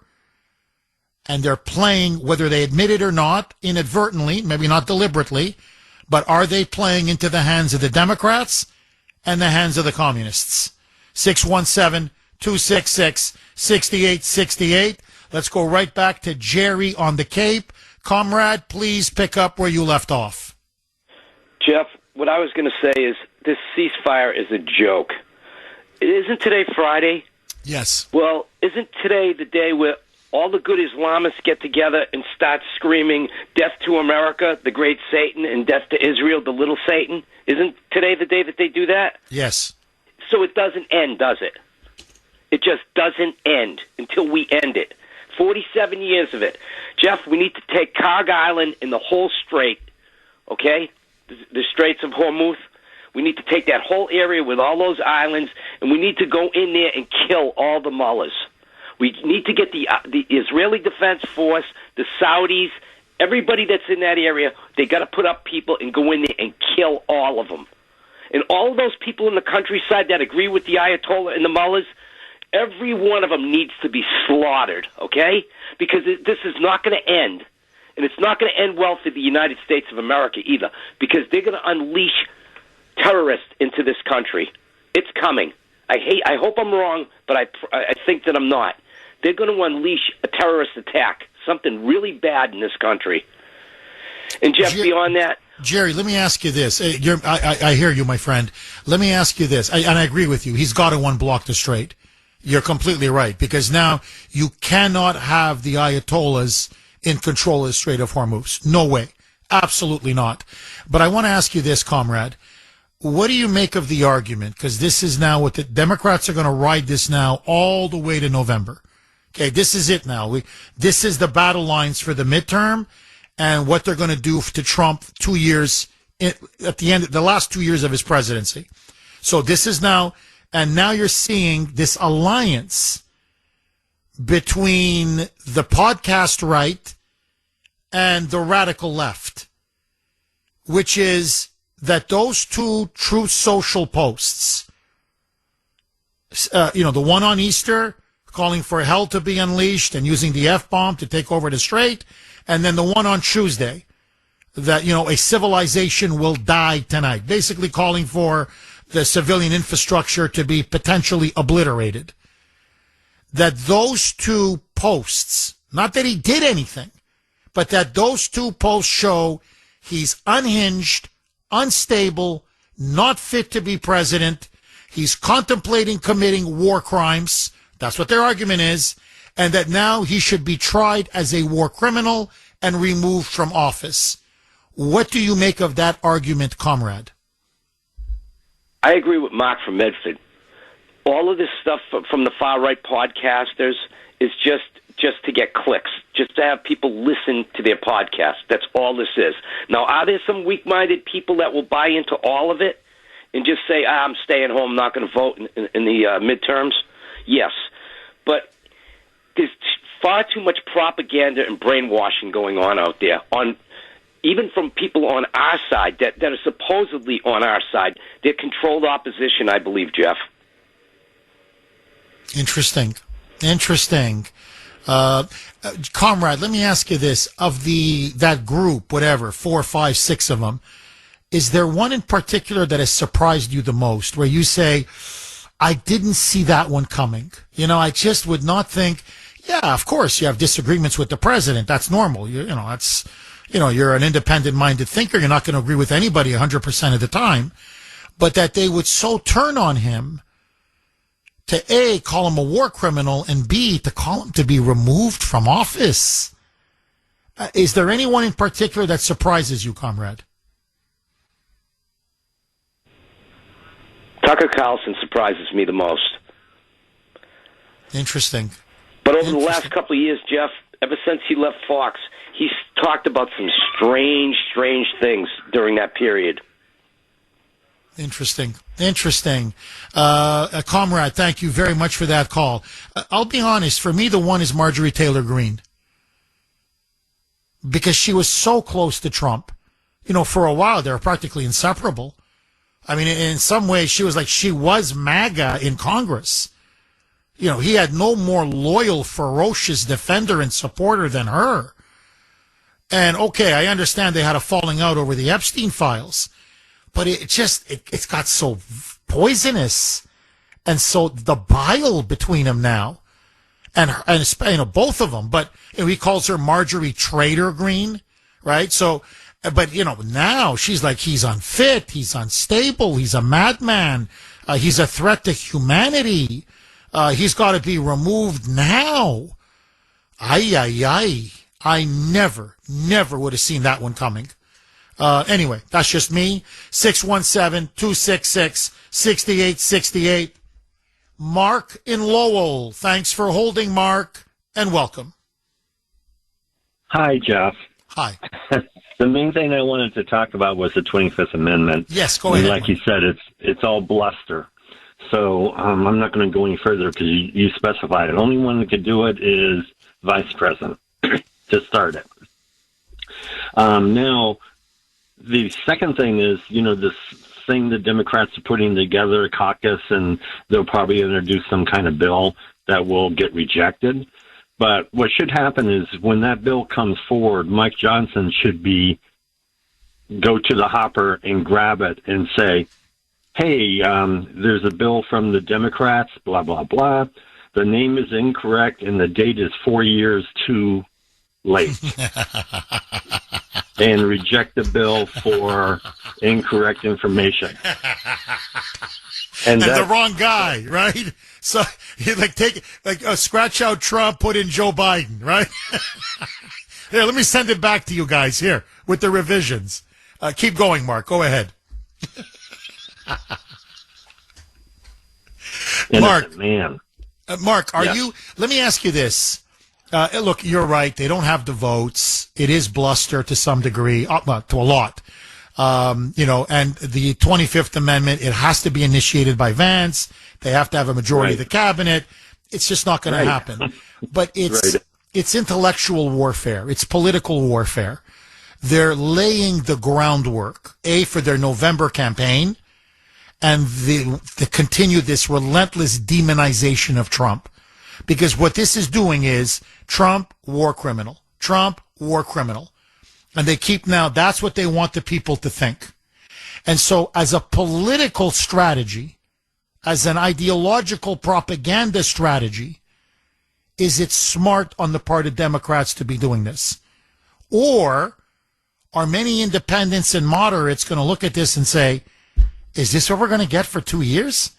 If you guys win in November? Like, you guys don't even pretend to talk about gas prices or inflation or the economy or healthcare or, you know, crime or whatever. It's just going to be this? Is that what it's going to be? You know, all out political warfare and political destruction? Is that what it's going to be? Now we're talking war crime trials? So are the Democrats, you know, people always say this, they're almost Trump's best ally because they overplay their hand. They so overplay their hand that people begin to get, you know, find Trump sympathetic and they rally to him. Is this what's going to happen? Or do you think the Democrats now have a strategy to get their base out in massive numbers and then go for the knockout blow against Trump should they win in November? Certainly, it is a desperate thing. They have nothing else that they can run on, so they have to do everything that is fake. And this is the first fake thing they're going to do. And what's going to happen is, at the end of the day, voters are going to go back to Trump. But the thing is, in the meantime, there's going to be all this garbage going on, and what should happen is, like when Vance reports on the upcoming negotiations, he's supporting Trump and say, I hear things about the 25th Amendment. That's not going to happen. because I'm not going to even allow it. And then, for the war crimes, basically talking and writing are not war crimes. What's the war crime is that the mullahs put children around the place, and young women, I guess, around places that they thought Trump was going to bomb. Because remember, past people said to you that why would Trump say what he's going to do? He just does it. So he did that to show how Iran is really the writer of all terrorist books. And we saw what happened with the Hamas organization, and this is the same old crap, just a bigger group. I agree. No, I completely agree, Mark. Look, I think Trump was like saying, look how evil they are. Look how barbaric they are. Look at the nature of this regime. Look, they're putting children on freaking bridges. They're putting women as human shields in front of power plants. And I'm the bad guy? I'm the war criminal. Never mind the 40,000 innocent, unarmed protesters they massacred. And by the way, I don't know, notice the media is not reporting this, but it's all coming out of Tehran. Thousands now in the last couple days have been murdered. Opponents of the regime, people who supported the bombing, they're innocent civilians. They're just like, yeah, we want the mullahs to go. And they're going house to house to house. And they are shooting them dead. Others are being hung. You have Iran, the leader of the Supreme Judiciary, is now accelerating executions. Anybody who's accused of being a spy, executed. Of having sided with the Americans during the war, executed. Where's the Pope? Where's the media? Where's the Democrats? What, these aren't war crimes? Of course they're war crimes. You can't make this up. The level of hypocrisy and doublethink, it's incredible. Thank you so much for that call, Mark. As always, I appreciate it. 617-266-6868 is the number. Ron in Cambridge. Thanks for holding, Ron, and welcome. Good morning, Jeff. How you doing? Very good. How are you, Ron? All right. God bless you for everything you're doing, bringing light to the masses. Thank you. Thank you, Ron. Jeff, my big worry is if these morons are willing to do to Trump what they're talking about, what are they willing to do to us? And I think that the answer is clear. The concentration camps, you for instance would be set up against the wall and executed, and all the other people at Fox would be eliminated. The media would be, propagandized. And, I think that these people have shown clearly on the left, that they are insane, and, I've always said they lie, steal, cheat, whatnot, but they commit murder. And I think they're very capable of murder. And I think what they're doing to Trump is nothing more than a treasonous, protracted coup against a sitting president.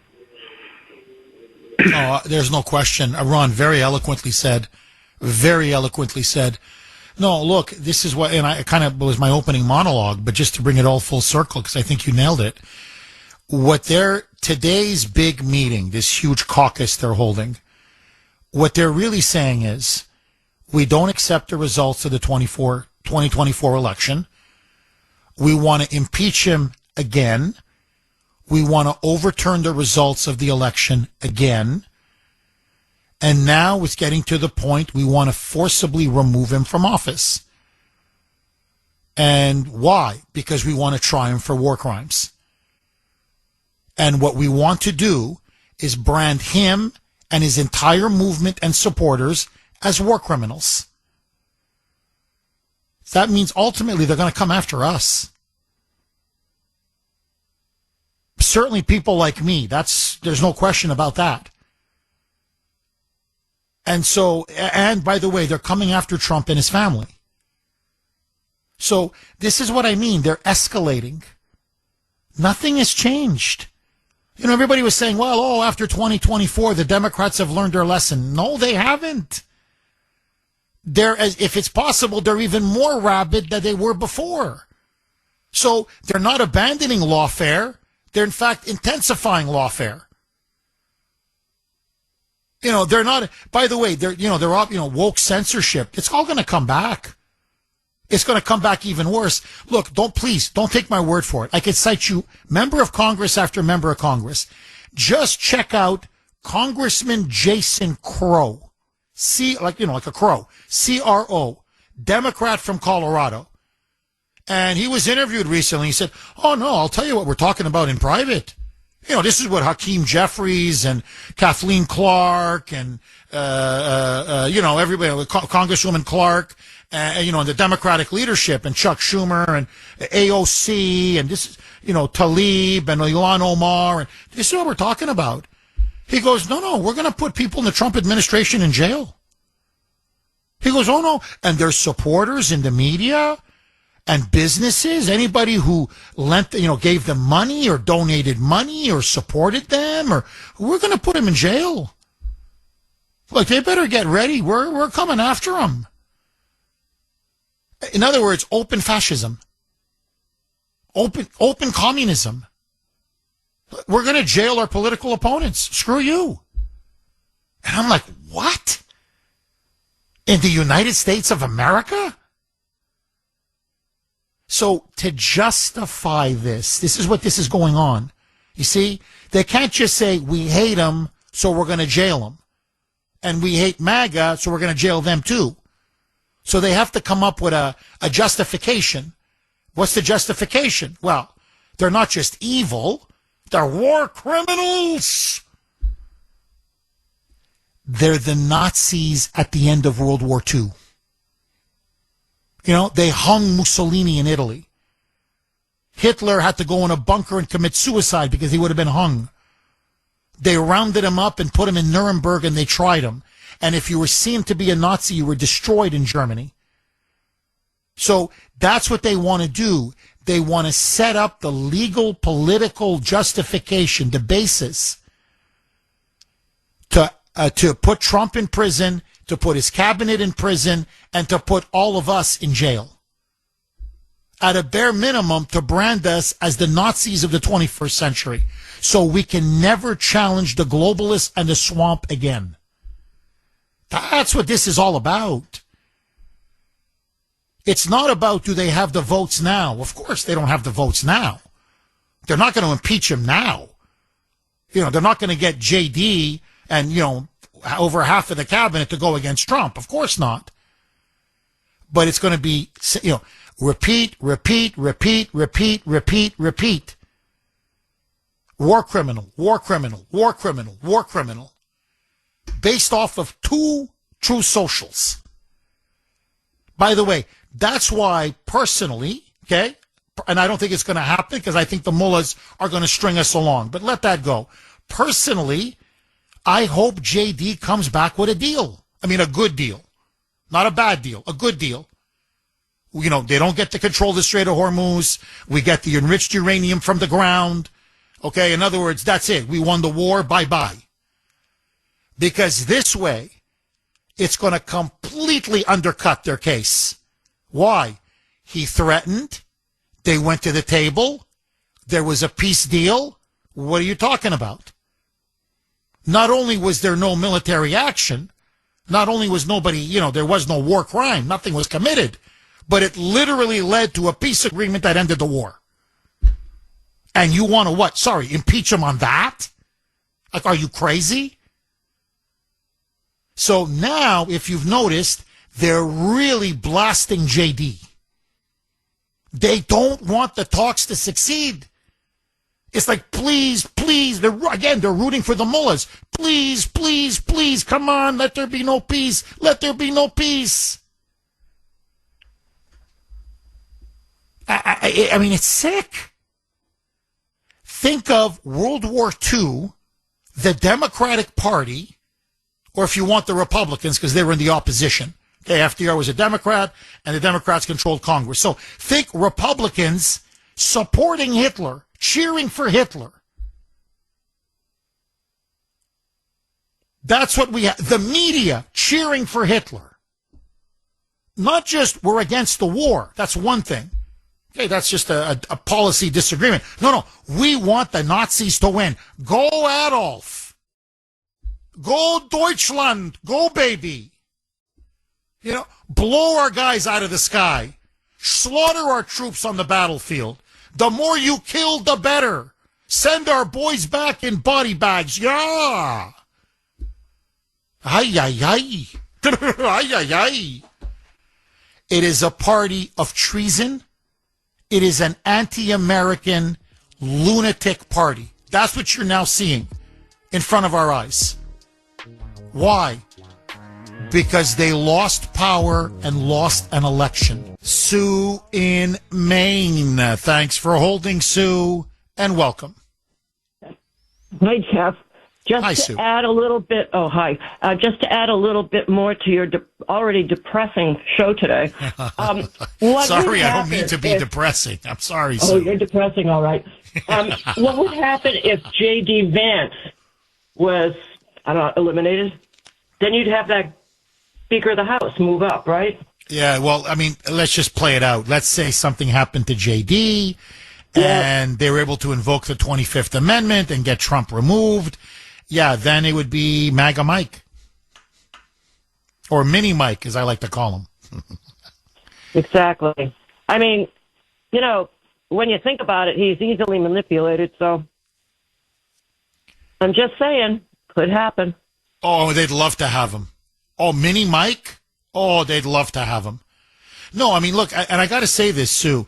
This shows you how rabid, really unhinged the Democrats have become, because Sandy made a really good point to me off air when the show was over, forgive me, yesterday, because we were talking about this, and she said, you know how dumb they are?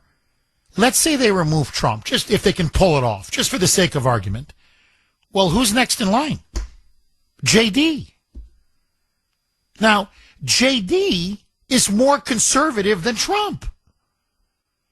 In fact, one of the reasons why Don Jr. recommended, it was all Don Jr. Don Jr. was the one. I mean, of course, Trump heard of JD, saw JD, worked with JD, was a senator, was an America First senator from Ohio. We liked him a lot. But he didn't really get to know him. Well, Don Jr., began to get to know him. They became friends. They began to talk. And he comes back to his dad and he says, Dad, I got a guy who I think is even more MAGA than you. And Trump's like, what? Yeah, I'm telling you. You got to sit down and meet with this guy. Because Trump's a businessman. So, you got to make a deal sometimes. Put a little water in your wine, right, as they say. But they go, this guy. I mean, you want to talk about a principled America First conservative. Ay, ay, ay. You don't get more principled than JD. And that's why when Trump met him, he found him also very articulate, very polished, very intelligent. But he said, this guy he's loyal and he's got my back. And he's principled to the core. He's America first, to the bone, as they say. So who do you think they're going to get? You're going to get someone even more America first, if it's possible, even more MAGA and even more conservative than Trump. Like, hello? And by the way, not 80, but, what is JD? I think, in his 50s, early 50s? So, young. And, just so that you know, like Truman, he could serve Trump's term till 2028 and then run for election, win, and then run for re-election in 2032. So he could actually serve, 10 years, 11 years, in theory. So, hello? Like, hello? Guy, no, I don't think we want to do this, guys. No, this is not good. This is not good. because we may end up not, with a wounded Trump, say after the midterms, if Trump loses the midterms. If we go through with our strategy, we could have JD for 10, 11 years. Essentially a generation of MAGA rule. And if it's possible, he's even more hardline than Trump. 617-266-6868. George in New Hampshire. Thanks for holding, George, and welcome. Hey, Jeff. Hi, George. I had the opportunity, I don't know, about 7-8 years ago, to talk to Rush Limbaugh. So I'm a nobody out there, but I had an opportunity to speak on the radio, and my whole point to him was, Democrat bad, Republican good, right? So I was doing that mantra, and his counter to me was, the Democrats are evil. And at the time I thought, well, it's pretty freaking extreme, because we're all Americans. We should first identify as an American, not as a Democrat or a Republican. And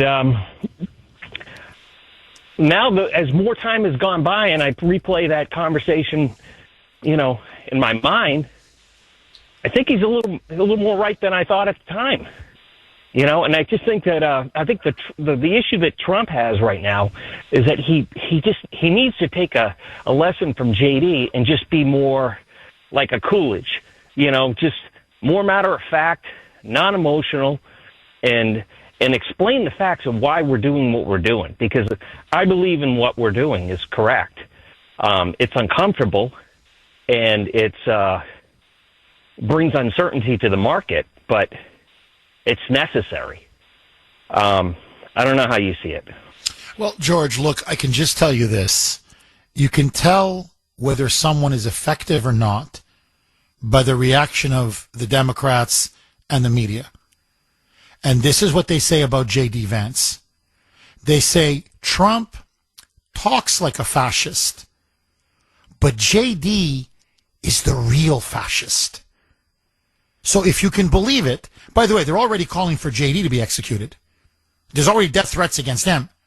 Like, in other words, if people think, well, let's just cut Trump loose and that'll appease the Democrats. Oh, no. They're already saying he's got to go. JD's got to go too. In fact, they say that they fear JD more than Trump. I mean, if you listen to Larry O'Donnell and Rachel Madcow and all these people on the left are like, oh no, because Trump they know ultimately is more pragmatic. He's a bit more of a deal maker. He's a businessman.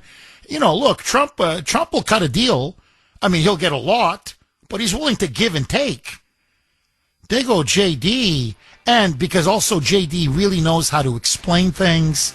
Joining us now, as she always does at this time, she is the co-founder, CEO, and president of Kelly Financial Services. And yes, that is her wonderful name, Kelly. Kelly, how are you? Good morning, Jeff. I am good. Spring is all about fresh starts, and retirement should feel the same way.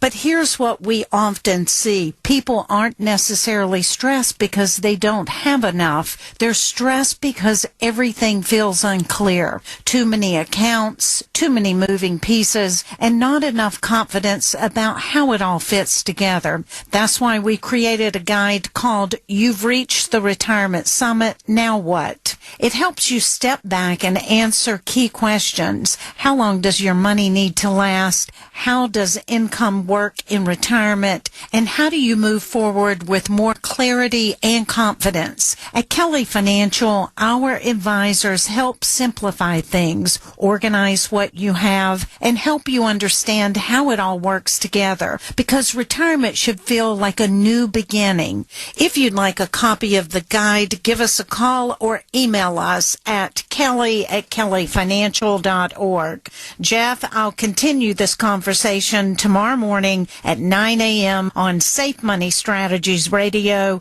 Do tune in or visit our website for the radio rewind. Jeff, have a wonderful weekend. My best to Grace and the kiddos. Thank you, Kelly. All the best to you and everyone at Kelly Financial. to get a free copy of that guide, and I urge all of you, if you can, do get it. Call now, 888-800-1881, 888-800-1881, or you can actually email Kelly herself personally, kelly@kellyfinancial.org. That's kelly@kellyfinancial.org. 9:34 on the great WRKO. Jeff Kuhner, Boston's Bulldozer. 617-266-6868 is the number. Couple lines are open if you want to jump on. Let me ask all of you. Do you think this strategy by the radical left, and now increasingly, as I said, the podcast right, of branding Trump a war criminal, A, will it work? Do you think the American public is going to buy it? I don't. And do you think this is going to help the Democrats in November? Or is it going to blow up in their face? And to me, I think the public, the voters are going to look at this and they're going to say they're radical, they're irresponsible, they're crazy. And we're not going to vote for 2 years of impeachment after impeachment and trying to call, invoke the 25th Amendment and going on about trying him for war crimes. But this is not what the country needs. This is not what we want. So ironically, the Democrats are going to enable Trump to potentially win the midterms because they're overplaying their hand one more time. But that's me. I want to hear from you. 617-266-6868 is the number. And I also want to ask you this. Do you think Trump has committed war crimes? You know my position. I think it's, no, absolutely not. But if you do, I want to hear from you. And why do you think he is a war criminal? 617-266-6868 is the number.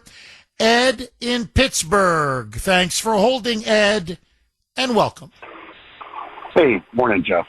Hi, What do you say to Obama being behind it, pulling the strings, and possibly threatening his next AG pick in the the wake of all the documents that are being released about the Russia collusion hoax? Any tie-in there?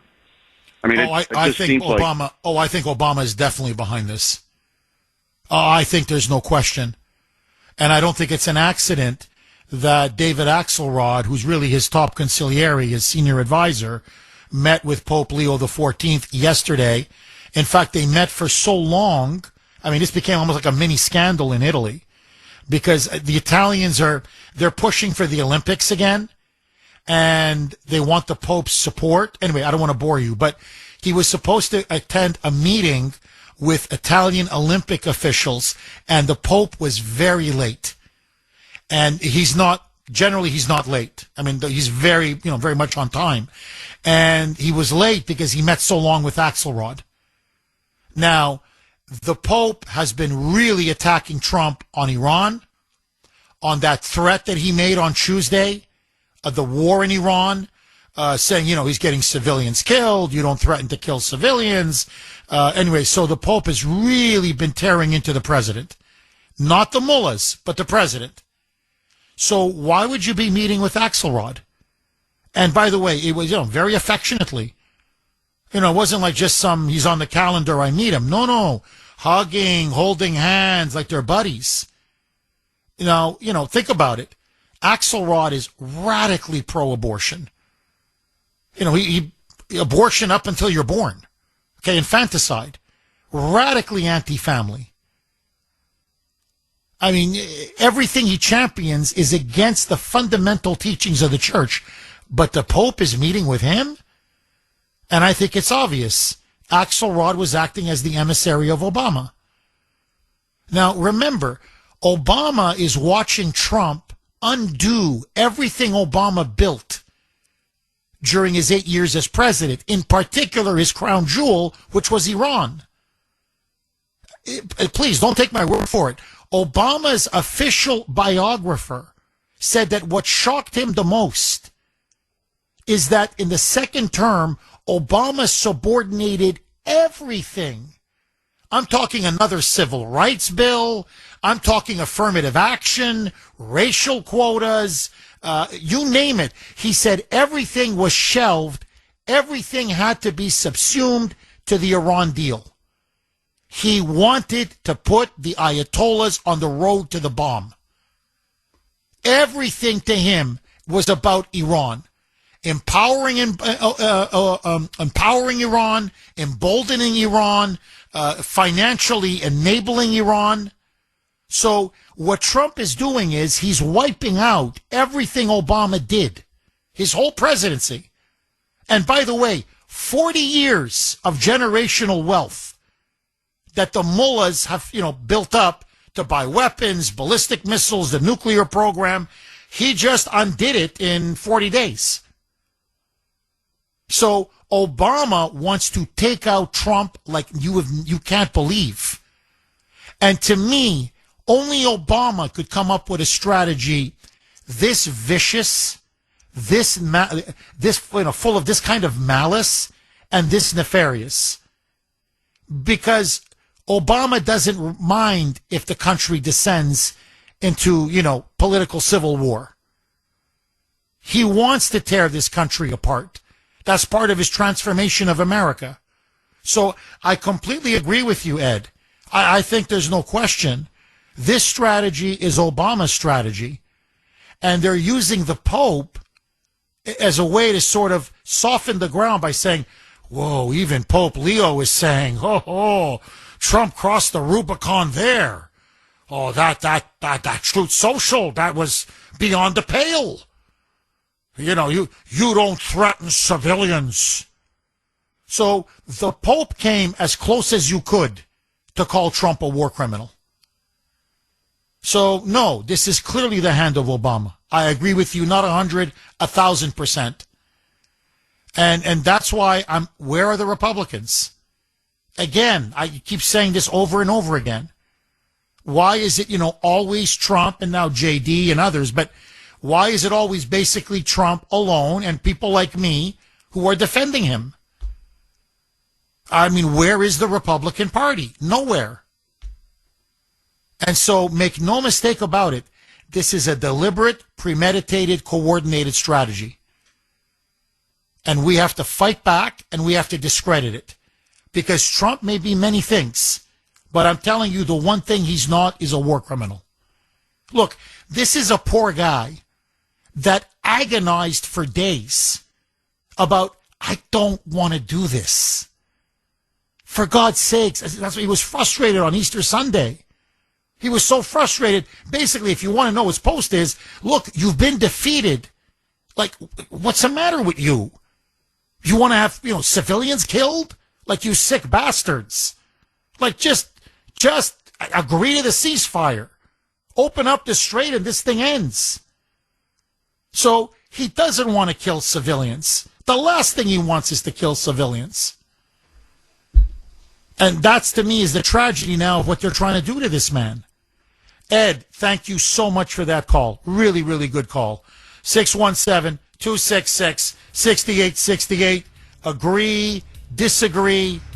Okay, I just want to read a text, 603. You can text the Kuhner Man, 70470.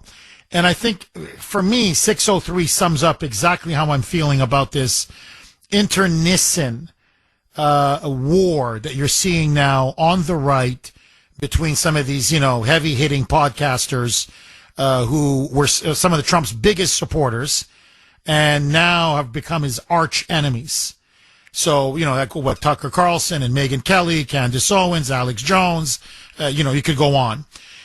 Jeff, I'm watching this situation very carefully. I know all the parties involved. I know their positions. And honestly, I don't even know where to start. This is like looking at a family that decided to have their reunion at a bar. A couple of hours go by, and before you know it, everyone is drunk on emotions, and an argument starts. Then the first punch gets thrown. Bar stools and beer bottles start sailing through the air. And now family members are going over the tables. I look over at the saloon doors, and I see the Democrats peeking in and laughing their heads off. At this point, I look at my wife and motion towards the exit to slip out the back door. We'll check back in once the dust settles. Can't say this on the air, what a crap show. In other words, what a disaster. So, I agree. I'm like, what happened? I thought we were all on the same side. And now, I mean, it's like a bar fight. It's a free-for-all. 617-266-6868. Bruce in Woburn. Thanks for holding, Bruce, and welcome.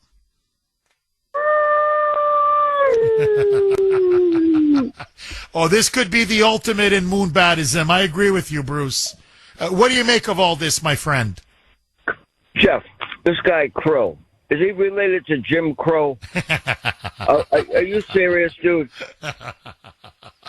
Trump's a war criminal? Come on, dude. Are you kidding me? Bruce, Obama. Do you think the voters are going to buy this? Because that's all the Dems and the media are pushing now. It's war criminal, war criminal, war criminal.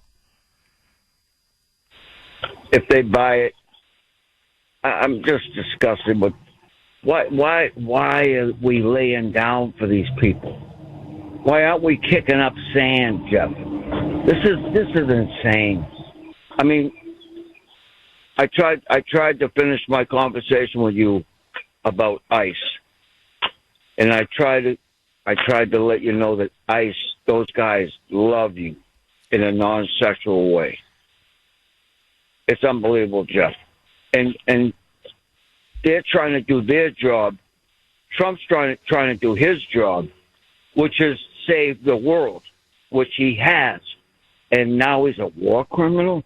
Are you freaking kidding me, Jeff?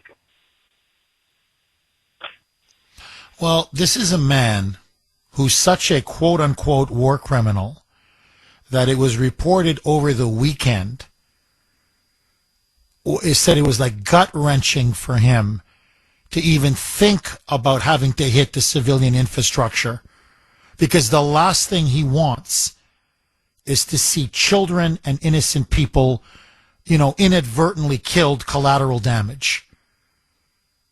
Like he goes like, you're forcing me to deliver the knockout blow because you won't admit that you've lost, and you're willing to sacrifice your own people.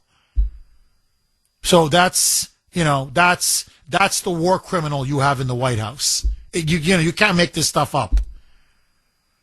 And so this is a man who everybody says loves children. All you have to do is see the Easter egg roll, on Easter Monday, the way he was bantering with the kids and playing with the kids and making fun of Biden. I thought it was very funny. Biden couldn't do this. Biden couldn't do that. One kid said, could you sign my egg? He said, well, Biden couldn't sign this. He's too incapacitated. Wouldn't you agree? And the kid's laughing. I mean, that's the so-called war criminal. The man who took a ceasefire offer 12 hours after he issued the threat. So think about it. If Hitler had the chance to murder women and children, you think he'd blink? No. You think if Putin wants to kill women and children, does he stop? No. So this argument that somehow this guy's the second coming of Adolf Hitler is so stupid, it boggles the mind. And in the end, nothing happened. That's what I'm looking at this in like stunned disbelief. I'm like, yeah, but they had a ceasefire. But that's it. He didn't touch a single bridge or a power plant. So what are we talking about? In fact, the threat worked. I think that's why he worded it the way he worded it. He goes, how else can you get across to these barbarians? I'm using their language. They talk like that all the time. They're always threatening to wipe us out. So he goes, you know what? Okay, we tried it the nice way. Let's do it the hard way. You will die tonight. Your whole civilization will die tonight, never to come back again. Do you get it? Stupid. And finally they go, Allah, Allah. Maybe we do deal. And now we're on the verge of peace talks tomorrow in Pakistan.